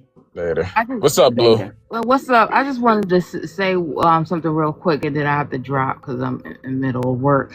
But yeah, that's what the small hats do. That's why you can't move into their neighborhoods. You can't buy any property there, and that's why they say they are the poorest community, which they're not. It's just that they don't own nothing. It's all put in the community trust. Thank you for that, Bloom. Please check your email when you finish working today. All right. Will do. I appreciate you. Dre, you had came off your mic. And original, you could chime in when you're ready. Okay, I was just taking care of a few things. That's all. No problem. Hi, But yeah, Vic. Rich Rising, Rich Rising. Dre, you didn't want to say anything? Oh no, I wasn't saying that. I was saying peace to Simon. Oh, okay. Original. yeah, I was just saying that I'm enjoying I'm enjoying the conversation, and we must. I mean, it's like this has to become our main focus because of the severity of what's going on at this point in time. I mean, we got to begin to ride these elected officials and these new candidates that come up, and they say they run. And see, here's the issue. See, these people that we have elected into office to serve us for decades, they came to us claiming that they understood our issue, they understood our pain, and that they would represent us. And they have gotten in there and they represent every demographic except for us. And so now they're squirming because, see, if there's hell, I might have to get out there and run just because. I mean, because I got some things that's coming down the pipe that may allow me to just get out there and run and cause a problem. Because I have information that shows whereby now people in Congress, they know they have to run every 2 years, right? So Nakima Williams, she has all kind of images that she's taken with John Lewis, and that John Lewis endorsed her. But I got some documentation showing that I think it was 2010. John Lewis, he claims that he had an appointment in East Point, and Are that you he could serious? not. Yeah, he came. Wait a minute now. He claimed he had an appointment in East Point, and that he couldn't make this debate. Now that right there just does not seem like true. I know it's a lie because see, he has known since he initially got into that position that he has to run every 2 years. And so to tell a lie, and then this fat black boy who was his campaign manager at the time, he said, yeah, he said, and that's what he said. And so he has a spot on a political show that comes on Sunday mornings here called it's on YouTube too. It's called the Georgia Game. And his name is, I forget his last name, but his first name is Theron. And see, these are the lies that these people tell. And this is why it is so important for us to document information, because you never know when you may need it. And so I got that. So if I run or anybody else run, and they can start, if she start talking about she was endorsed by John Lewis, I got documentation to knock her out of the water. And that's why we And must John archive Lewis this. didn't do nothing. He did No, John Lewis, absolutely nothing. nothing for us. All he did was get out there and yell and scream to my, we gotta fight for civil rights. Oh, let me share this with y'all. John Lewis spoke at UPS years ago. Okay, so he got up there, he started doing this little spiel, and then the next thing you know, he started talking about fried chicken. And Oh my so God. check this out. So this YT guy asked the brother, he said, hey, I don't mean, I'm not trying to be racial or anything. And he said, but what is he talking about? And the brother said, I don't know. And I'm black. And you know Wow. what? I shared that on the local radio station. I said, y'all know he got cognitive issues. Nobody wanted to admit that he had cognitive issues. And but yet, because of what he did during the civil rights movement, they would always give him a pass. But see, Hmm. I'm not giving you a pass like that. You got to, okay, fine. I appreciate what you, and I even said this on the local radio station years ago. I appreciate what he did during the civil rights movement, but we're in a new day and time. And I'm not going to allow him to manipulate me into thinking that I must uh, uh, honor him and vote for him, and he ain't doing nothing. He didn't do anything for black folks, and yet they kept voting him in office time and time again. Yeah, my And that's what, grandmother. yes, exactly, And she exactly. was born in the 30s. And I even had arguments with her when she was still alive back in like 2013, and like how he really wasn't doing nothing for us back then. Hmm. And see, that's why it's so important for us to support these young folks, because they are the future, and they will be here after we're gone. And so, like what that brother did at FBI informant Al Sharpton's spot, and he told them, "You ain't got no check, you ain't getting no vote." I stand with him. And yes, and like people say, reparations is more than a check. It's about restorative justice. Yes, Mhm. a check is part of that, but there's land and all and other kind of resources, and it must be lineage based to specify the specific group that was harmed. And that's what they don't want to admit. And so this is why it's important for us to get together on these panels, and then we do stuff. Once we get off the panel, we got to do more research and put things together. And but our main focus right now, I think, if we can begin to get more of our people to start contacting these elected officials and asking them, say, well, listen, I hear, like I'm gonna ask Nakima Williams now. I hear, oh, and BX. I was gonna send your emails yesterday, but just so we be consistent, it was asking me, what is this for? Like, is it for? I was gonna put in a political and something else, but it's got like a whole list of something that for us to select from to send the emails, and I want to be on the same page as much as possible. Government and politics, because we're actually Government. asking our Okay. government to ensure. Yeah. Yeah. Okay. Hmm. I just want to make sure that we're all on the same page. But yeah, Yeah. but see, if we can get more people to begin to go after these people with the asking them, why aren't you specifically representing us the way you have represented these other demographics? See, this is why it's important to go out and see what their platforms are. Like in Congress, they got a regular platform, then they have a house.gov platform. And we have to go and look at both of them so we can see what they're saying, and whether they're not saying it or whatever.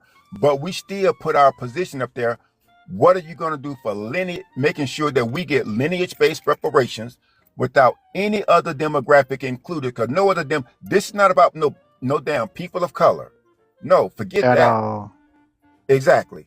And so we have to begin to move in such a way, because as brother Unc Rock was saying earlier, see, they have changed their position, and I've been saying this too. They've changed their tactics, so they're going to be more ready for us this time.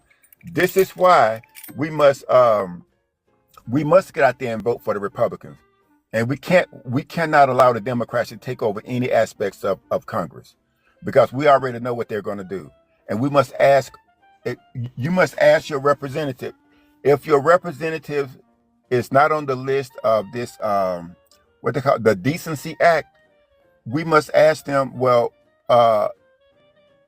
if no Hispanic, I got to go check out that latest HR 40 and see if any so-called Hispanics have supported that, even though it's wrong, because the language is wrong. This is not about no African American. This is not about people of African descent or any of that. It is about the emancipated enslaved people, the descendants of the emancipated enslaved people in America, and nobody else. Because see, the reason they've been doing this stuff all the time, because we have not been vocal about this. Because y'all saw how Yeah. when the FBAs got vocal and they crashed Kamala, we became target number one, because we did to them what they have been doing to us, and they got mad. And that's why we must have conversations with people. Don't For those that don't want to, who are not going to change, don't waste any time. Just move on. But just ask them. Here's the question I always ask them: cite me one thing that the Democrats have done that was specifically for us, and no other demographic was included. They can't say anything because they may throw out the Civil Rights Act or affirm. No, that was for minorities and all Everybody this other. else. Everybody else. And tell them, so well, just pull it up. And what you may want to do is pull that up and then highlight that text and take a picture of it. Say, here, I got it right here. This is who this was for. This was not specifically for Black Americans. And see, they're gonna start looking stupid. So well, don't ask me to give up my vote to someone that HATE me. Now they are here fighting for the illegal aliens and everybody else, but they are mute when it comes to us. And that's only because we have not been actively participating in this process. You see, because they would always go to the NAACP, which is not a Black organization, and it does not represent the interest. It does not represent our interest. That wasn't it wasn't founded, nor is it financed by us. You see, and so that's why we have to let these people know. We're not doing that anymore. You're no longer taking advantage of us. If we are going to suffer, we're going to make sure the people you want to take care of, we're going to make sure that they suffer too. Because that's all you hear them talk about now are the illegal, trying to make these people legal. No, we're not doing that. And I don't look, if some people are losing business, I don't care. If you want these people to come here as migrant workers, they need to do it the proper way. They just And get can't a walk across visa. the border. Say it again. And get a visa and have to Right. pay and wait years. Like, because I actually know people, and that's the crazy thing, you bringing that up. I know people who have gone through the visa process. They talk about how long it took them to get their visa to even move over here. They had to go through multiple interviews. They had to have like I forgot what it's called, where they will bring somebody once they get here. They will have to bring them to do like house calls and whatnot to make sure that they're doing what they're doing. And they having to set Yeah. it up. But all these illegals, because I'm thinking like in Atlanta, the amount of people who are illegal immigrants that live off of Buford Highway, it's atrocious. Oh yes. But see, here's the thing. You got people like that old low down Keisha Lance Bottom, and Oh God. uh, I got to cuss her out again too, because see, she sat up there and she was out there. Now, when she was mayor, she filed paperwork in a court of law stating that well, no, let's go back to when she was on city council. When she was on city council, she voted to pass 2 resolutions stating that illegal aliens should be allowed to stay in this country. Oh And my as God. mayor, she filed paperwork in a court of law stating that the illegal aliens should be able to stay here. She never did anything specifically for us. Oh, trashy bitch. And so that's why I have no respect for these folks. I would cuss them out in their church and feel no shame. That's just where I'll I'm be at with right this right now. beside. I'll be right behind you doing it too. Cause Because some they of these churches need to get it together in the state throughout the state of Georgia, cause they all Democrat heavy. Yes, they are. That's who they are. That's who they are supporting are the Democrats. Now they're having a harder time doing it now because of that 501c3 and stuff.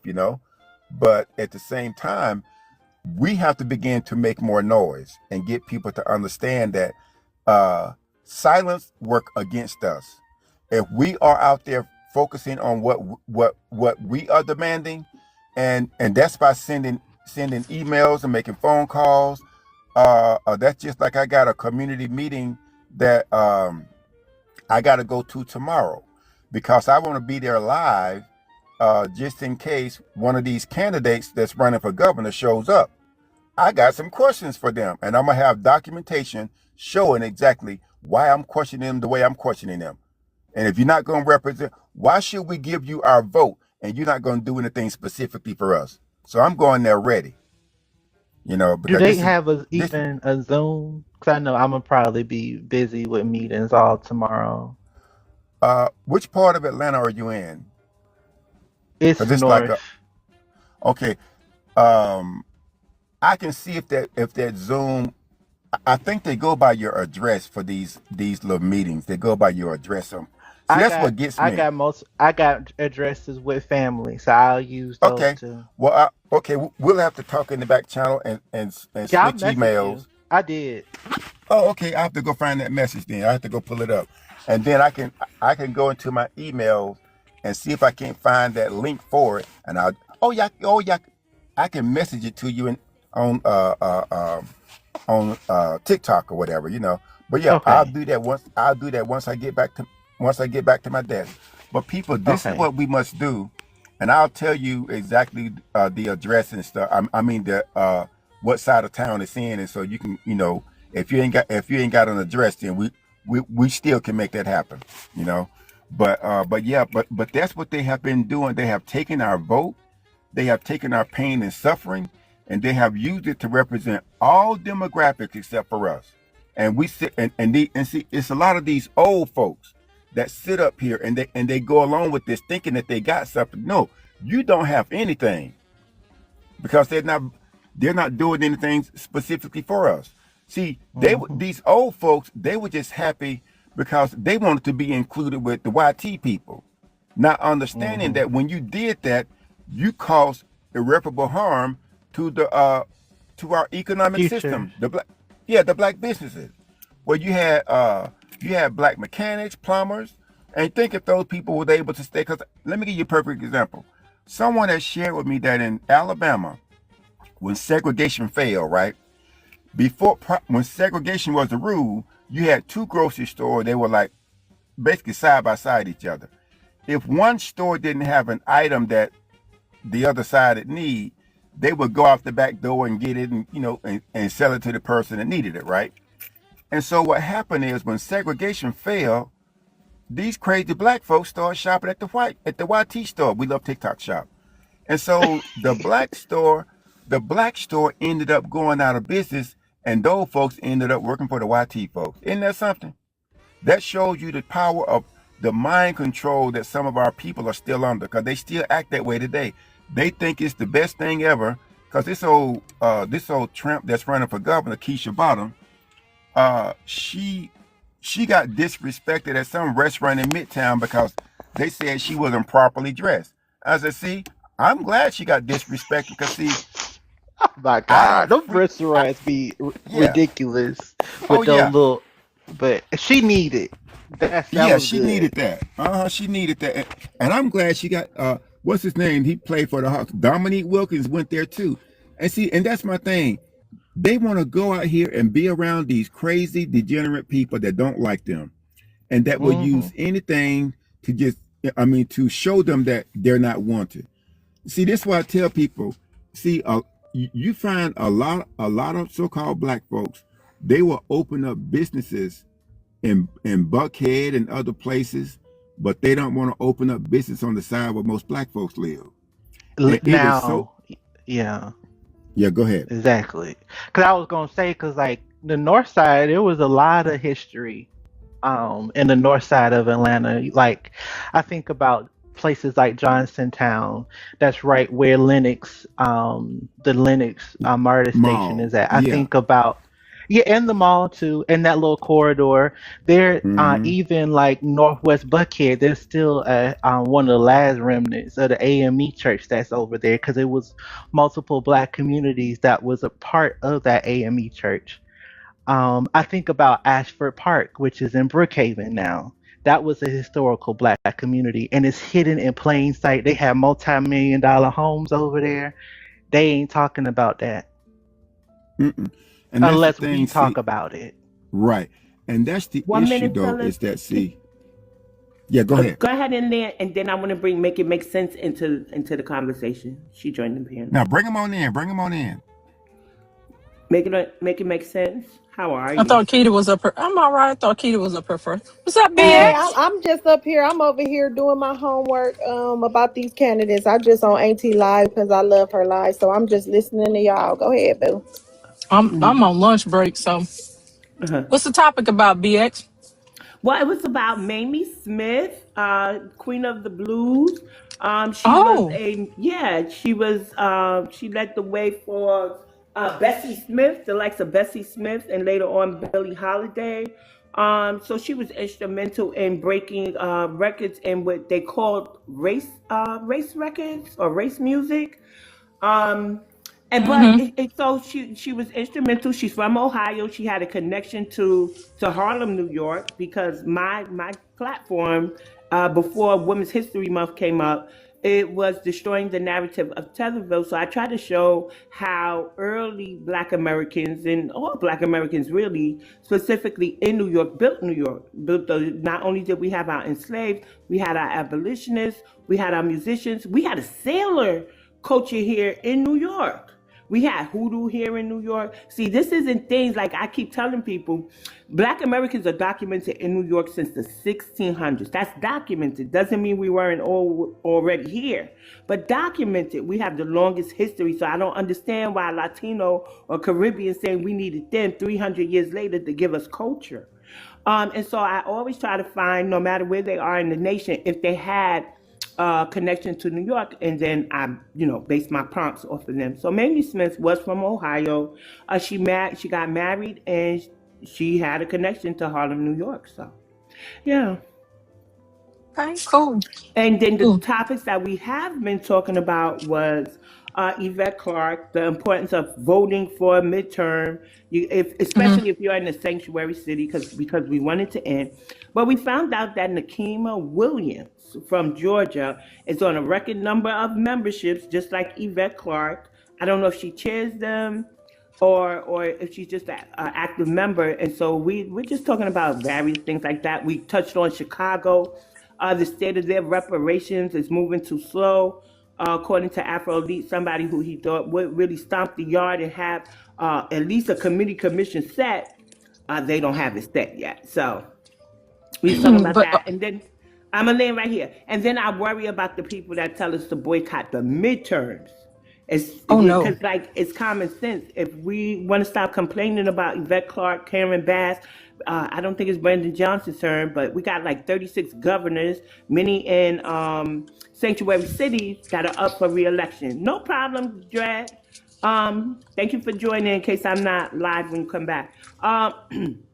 Then why would you encourage us to sit it out? Peace I and don't. rich risings. Go ahead. I don't think we should. And plus, we need to look at those ones that's not contested seats too. Don't let them go. Because a lot of these people are getting in these seats and nobody's challenging them.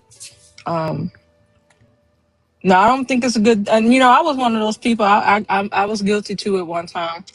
I would only focus on the presidential, but now, um, after years went on, I see how important the local the local elections is more important. Those are the ones that's affecting us the most, and that's why Democrats always want us to focus on the presidential election because they can slide in who they want on the local when we're not paying attention. But I wanted to also say, did you guys have y'all been paying attention? Because I've been seeing this. I'm not trying to derail the conversation, but really bites my butt. My teeth really hurts when I hear this. We gotta quit. Not only are we challenging these people by calling us African, we gotta quit spellbounding ourselves with that word too. When I say spellbounding ourselves, another thing I hear our people say a lot is our people fought for them to come over here. I really contest that. I know my mama and daddy wasn't thinking about them MNFers over there. I know my grandma and them wasn't thinking about no Africans over there. They wasn't on that level of thinking. They were too busy worried about these crazy ass YT people always coming in our neighborhood. We are spellbinding ourselves with these people because they really are coming over here now saying that our people are African. Grace Swisher, one our African is actually saying Grace Swisher is an African. They're saying these are. I don't know where they think we teleported from. We're not, the descendants are no longer here. That's the way they're treating us. We're no longer the descendants. They are the descendants of the people here, not us. And that really agitates me. I think words matter. And just like you can manifest yourself to be prosperous, just like you can manifest yourself into depression, I think we need to be more mindful of telling our folks, our people didn't fight for this. I'm wholeheartedly adamant by our people didn't fight for this. That's a Lyndon B. Johnson slip in. That because YT folks is known for moving the goalposts on everything, and they always think of ways to sabotage us. So I don't know if anybody aware of that. I don't want to come off like I'm ranting, but it just really annoys me to see our people say that because you got the Godfreys, you got the freaking Joy Reid. Her name should be Forehead Reid. Oh Lord. Always saying. Always saying this stuff, man. It's just annoying. Our people did not fight for this shit. I'm telling you, the quota, it was just a quota. You're going to be fair to people, be fair to people. That's all our people were saying. Just be fair to people.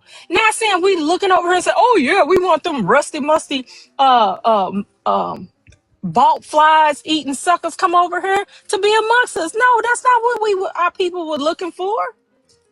But I just want to say that and land my plane. I don't want to feel like I'm ranting. It just annoys me, Well, BX. I know, and we touched on that before. So I'm going to say this. My room is an echo chamber, and I used to have a segment called Come Get It Off Your Chest, right? Vent session. So anytime you feel like venting, come, because you're absolutely correct about the Lyndon B. Johnson slipping. And I believe that slipping was the Heart Sellers Act. Was it that? Or what led to the Heart Sellers Act? That's Because the I do Heart recall, Seller Act. huh? Yes, that's the Heart Seller Act. Right. So when our ancestors and elders were going through that, I'm pretty sure they were focused on them, right?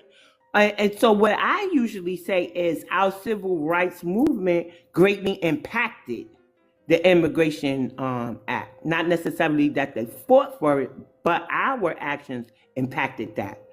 And that's the slipping. So does anybody else have something to say? Because it is questionable. Why would they be fighting for their very right to breathe, their very right to vote, their very right to live, their very right to eat, and be treated equal and worry about what was happening across the pond or oceans away, miles away, hundreds of miles away? Like, yeah, you're right. It doesn't make much sense. But I believe that we impacted the Immigration Act. And Lyndon B. Johnson was slick. He was slick about You it. you are right. It did impact it because I love to tell YT people this too, and anybody else. The Constitution. If you go back and read the original Constitution and the notes that they put in there, it's only for them pink toes and us. That's the only that Constitution is written only for us. Yeah. And they don't see it like that. And everybody could get quiet. I said, no, it's plain and simple. It is. Why do you think every time something happens that needs to be moved, a law passed, who do they look to help them pass that bill? Hell, even Ann Coulter said Right. nobody has the right.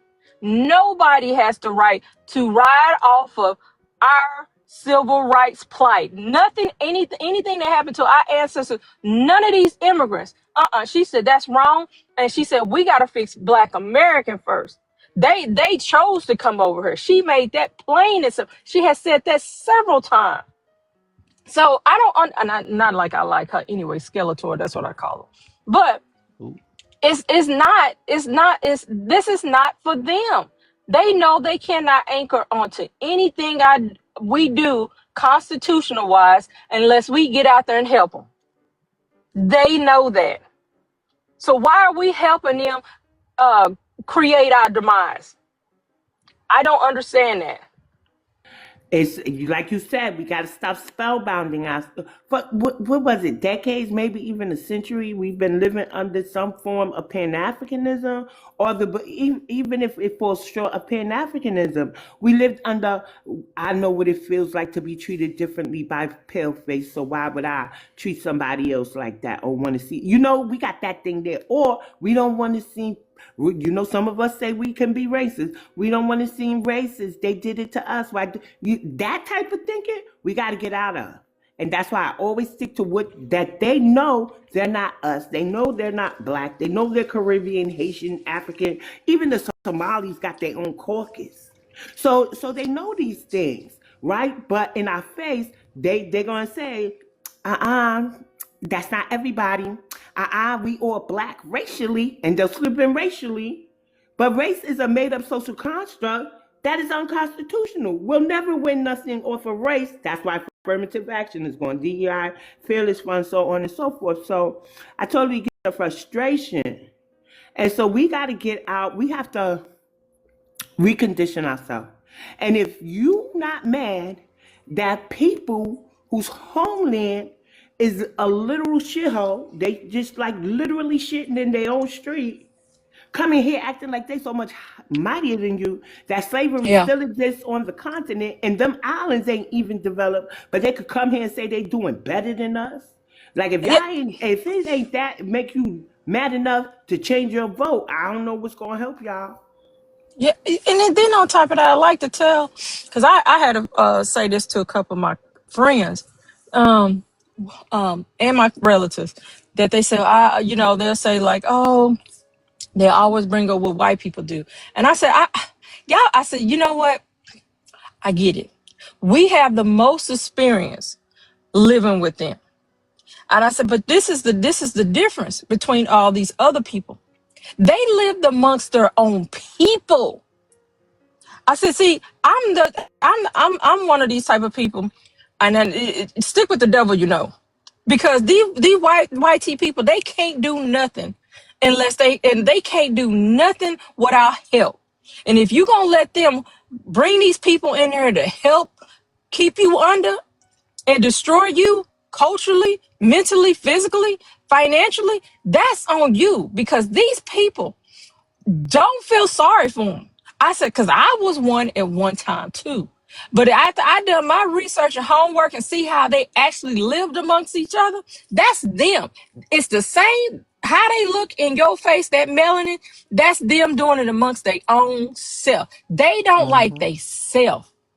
And I said, so you want to bring people over here that's already, I said, see, they didn't have to live among white tea people. They always talk about colonialism. Them white tea folk didn't have to touch ground down there to make them folks do any of the stuff they did.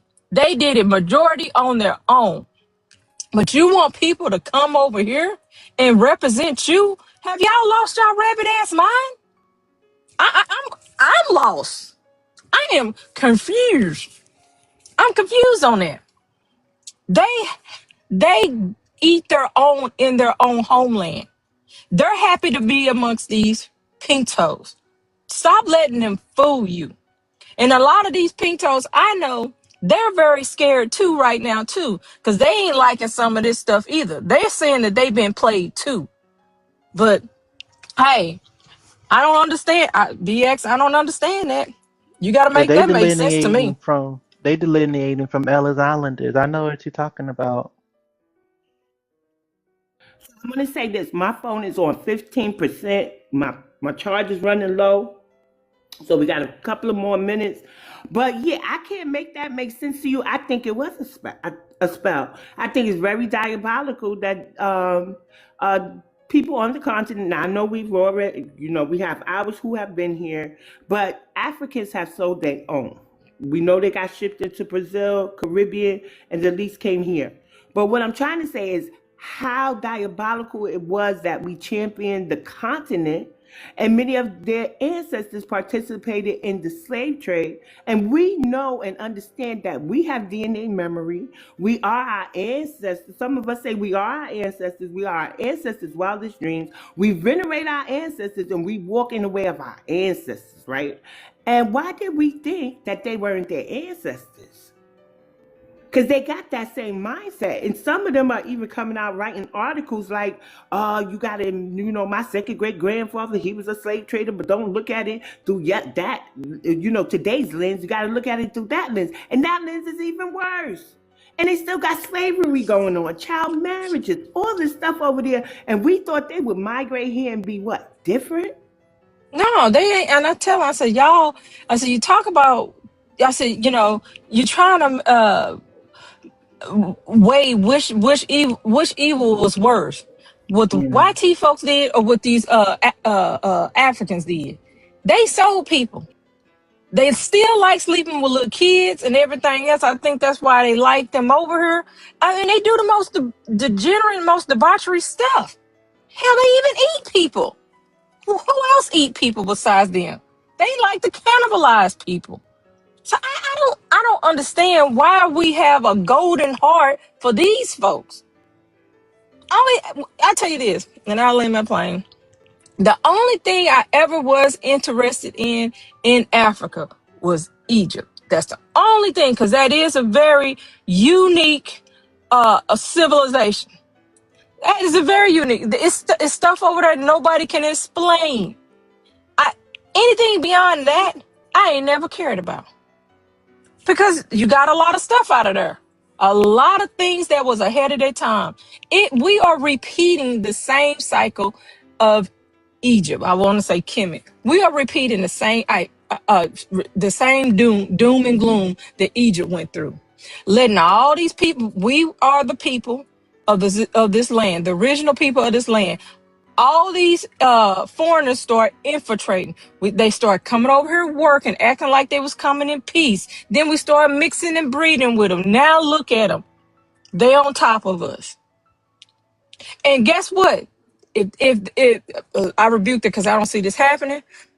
Because if it happens the way these folks want it to go, this birthright citizen stuff, the U.S. is gonna be just like Egypt. It will be no more. It's just going to be foreigners over there in that land that's claiming to be Egyptian now that holds no knowledge to that soil or what is written in stone and everything over there. It's the same thing here. They're coming over here, getting into our politics, trying to interpret laws or remake laws they have no clue on. And I'm done. That was the Romans too, as well. They had their large Facts, empire the facts. way it was. Because Yeah. it went Don't from know history. Turkey, Mm-hmm. yeah. It went from modern day Turkey all the way to what's now the modern day United Kingdom, even into like northern Africa. They had a big colony. I don't know why I can't gift anybody. What's up with that, BX? My room is private and Oh, they okay, have gotcha. taken away the ability to gift. If you catch me on another platform, go ahead and gift me. I'll be there cheesy. Okay, Thank you. Make it make okay, sense. baby. So I want to know, anybody want to give final words for this live? Anything at all? No. My final word is stay on code. My, We can make things happen by us continuing to work with one another. If we have a disagreement, let's handle that in the back channel and we'll work it out. But just stay on code, and when you leave this live, and you come in and you encounter other people, share the information, and make sure that if people, those who are willing to listen, you can go a little bit more in depth, or do it at that point or later time. But those that who are just crazy, dump them, leave them alone. But let's just continue this dialogue. When we leave this space, we just continue that dialogue, and we'll make it happen, and we'll be okay. I land. Thank you, Original Blood. Go ahead, the Black American House. I guess I really don't have. I think that was a great closing that he said for me, staying on code, because that's what we need to be doing. Because we need to have that on our frontal lobes of trying to attain our tangibles that are for us. Yep, I agree. Keita? I just encourage everybody to pay attention to this local election. That's what I'm over here doing my homework on. Like, I'm asking about policy specifically for our people, because crunch time is coming for this local election. I know some people's have passed already, so I hope that they got the results that they wanted in their states. But for us that has not had ours yet, because mine is in August, for our primary election, I just encourage everybody to please do your research about these candidates that's running. Ask specific questions about their policies. What are their pros and cons for foundational Black American voters?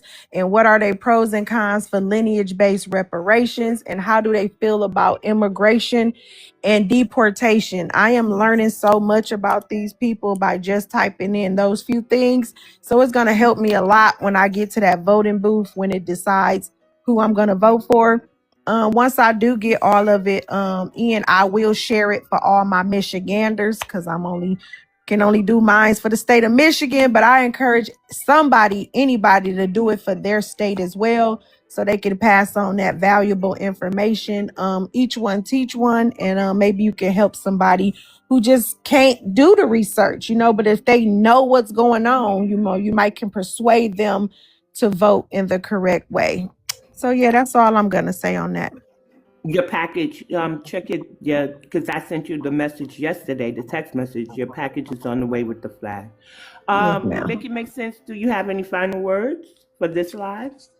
Yeah, I'm just gonna land and say this: stay sucker free, cause Yeah. we gotta stay. The same thing with Original Blood is saying. Stay on code, cause we can't be letting ourselves turn into a sucker, so everybody can look off our ancestors' progress and what they left for us to thrive on. So stay sucker free, everybody.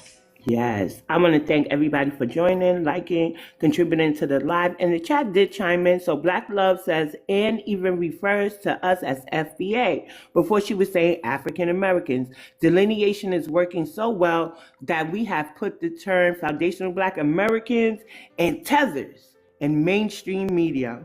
Okay. DeCusso says, consider when they got here, they wanted to shape it to their benefit over the years, talking about the melanated immigrants. And then DeCusso also says we allowed a lot of these things due to our ancestors' past passive and humble natures. They were, I don't know about passive. I don't know if I like that word, because they were humble, but they were warriors too. They were fighting the white tea, right? And everything else that came along with that. Vamp had entered the chat. Y'all are kind of new to TikTok, not necessarily the delineation movement, but Vamp is the original FBA on TikTok that started the FBA safe spaces. He's not really on here. He's a new daddy. Okay. So he's been spending time working and with his family, but he still pops in to check the temperature every now and then. D Sahara is agreeing with a lot of what was said on the panels. DeCusso also says, yet we gave them a pass on melanin alone. Yeah, all skin folk and kinfolk. Our ancestors and elders left these elegant proverbs, and we say them, and I don't know if we feel the meaning of it, but now look, we feeling the meaning of it, right? And then because of also, oh no, the Black American House says because of they did, and I can admit I was one of them and was all the way wrong, talking about giving them a pass. And Black American House says, and he had to learn the hard way too. Because it says now wholly owned by the Arabs. I don't know what that's about. Hi, Chris. Chris says, hey, Auntie BX. And he also says they make enclaves instead of allegiances that got stand in it now. Now they got to stand on it. I'll never trust them. I'm not the one to say after we delineate, we could revisit a relationship. They showed us who they were more than once. And so I will never trust them to fully let them think that I'm willing to do business with them. And I want to say this, delineation and boycotting go hand in hand. You can't talk delineation and still supporting certain businesses. I understand shopping where necessary. You may have to go to these groups, but even in New York City, it's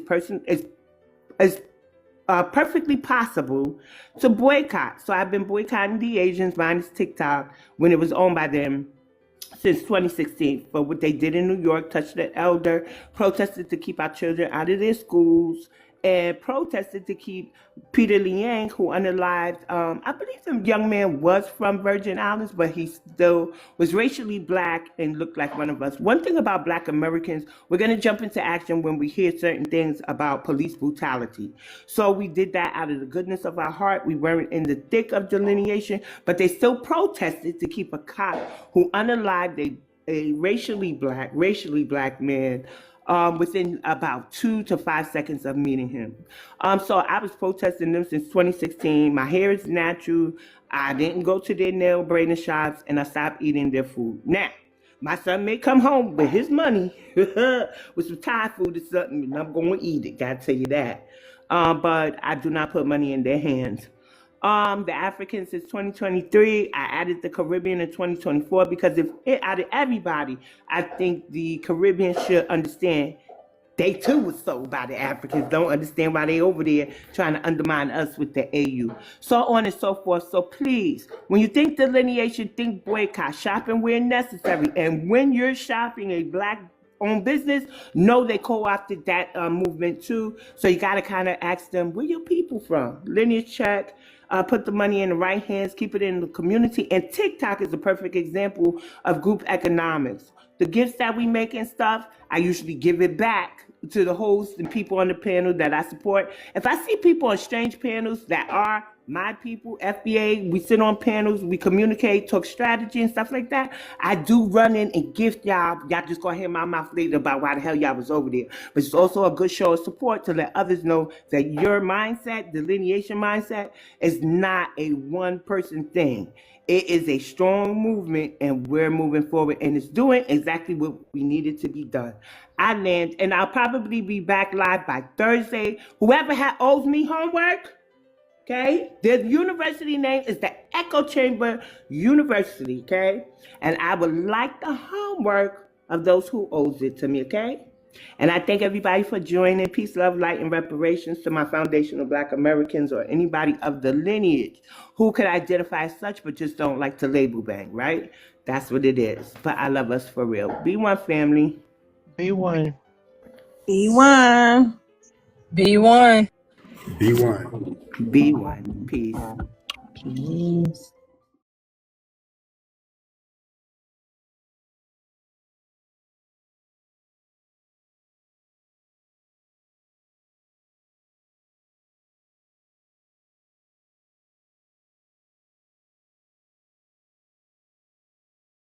Regardless of whatever you believe, you don't have to agree with everybody. Nobody has to agree with you. And getting on social media, trying to sell unaliving, that's not a smart move. That's what I'm sharing. You don't have to, you can think I'm the biggest clown in the world. That's fantastic. I'm not sensitive because I get on social media. I know people are not going to agree with me. But I want to say, I said that just in general, but it was no specific person. I did believe me, because if it was, I'd have said host, you said this and Bringing the spark, no one does it better. BX, you've heard the rest, but she's the best. Yeah, she's the best. Oh, from ancient tales to modern schemes. chasing dreams.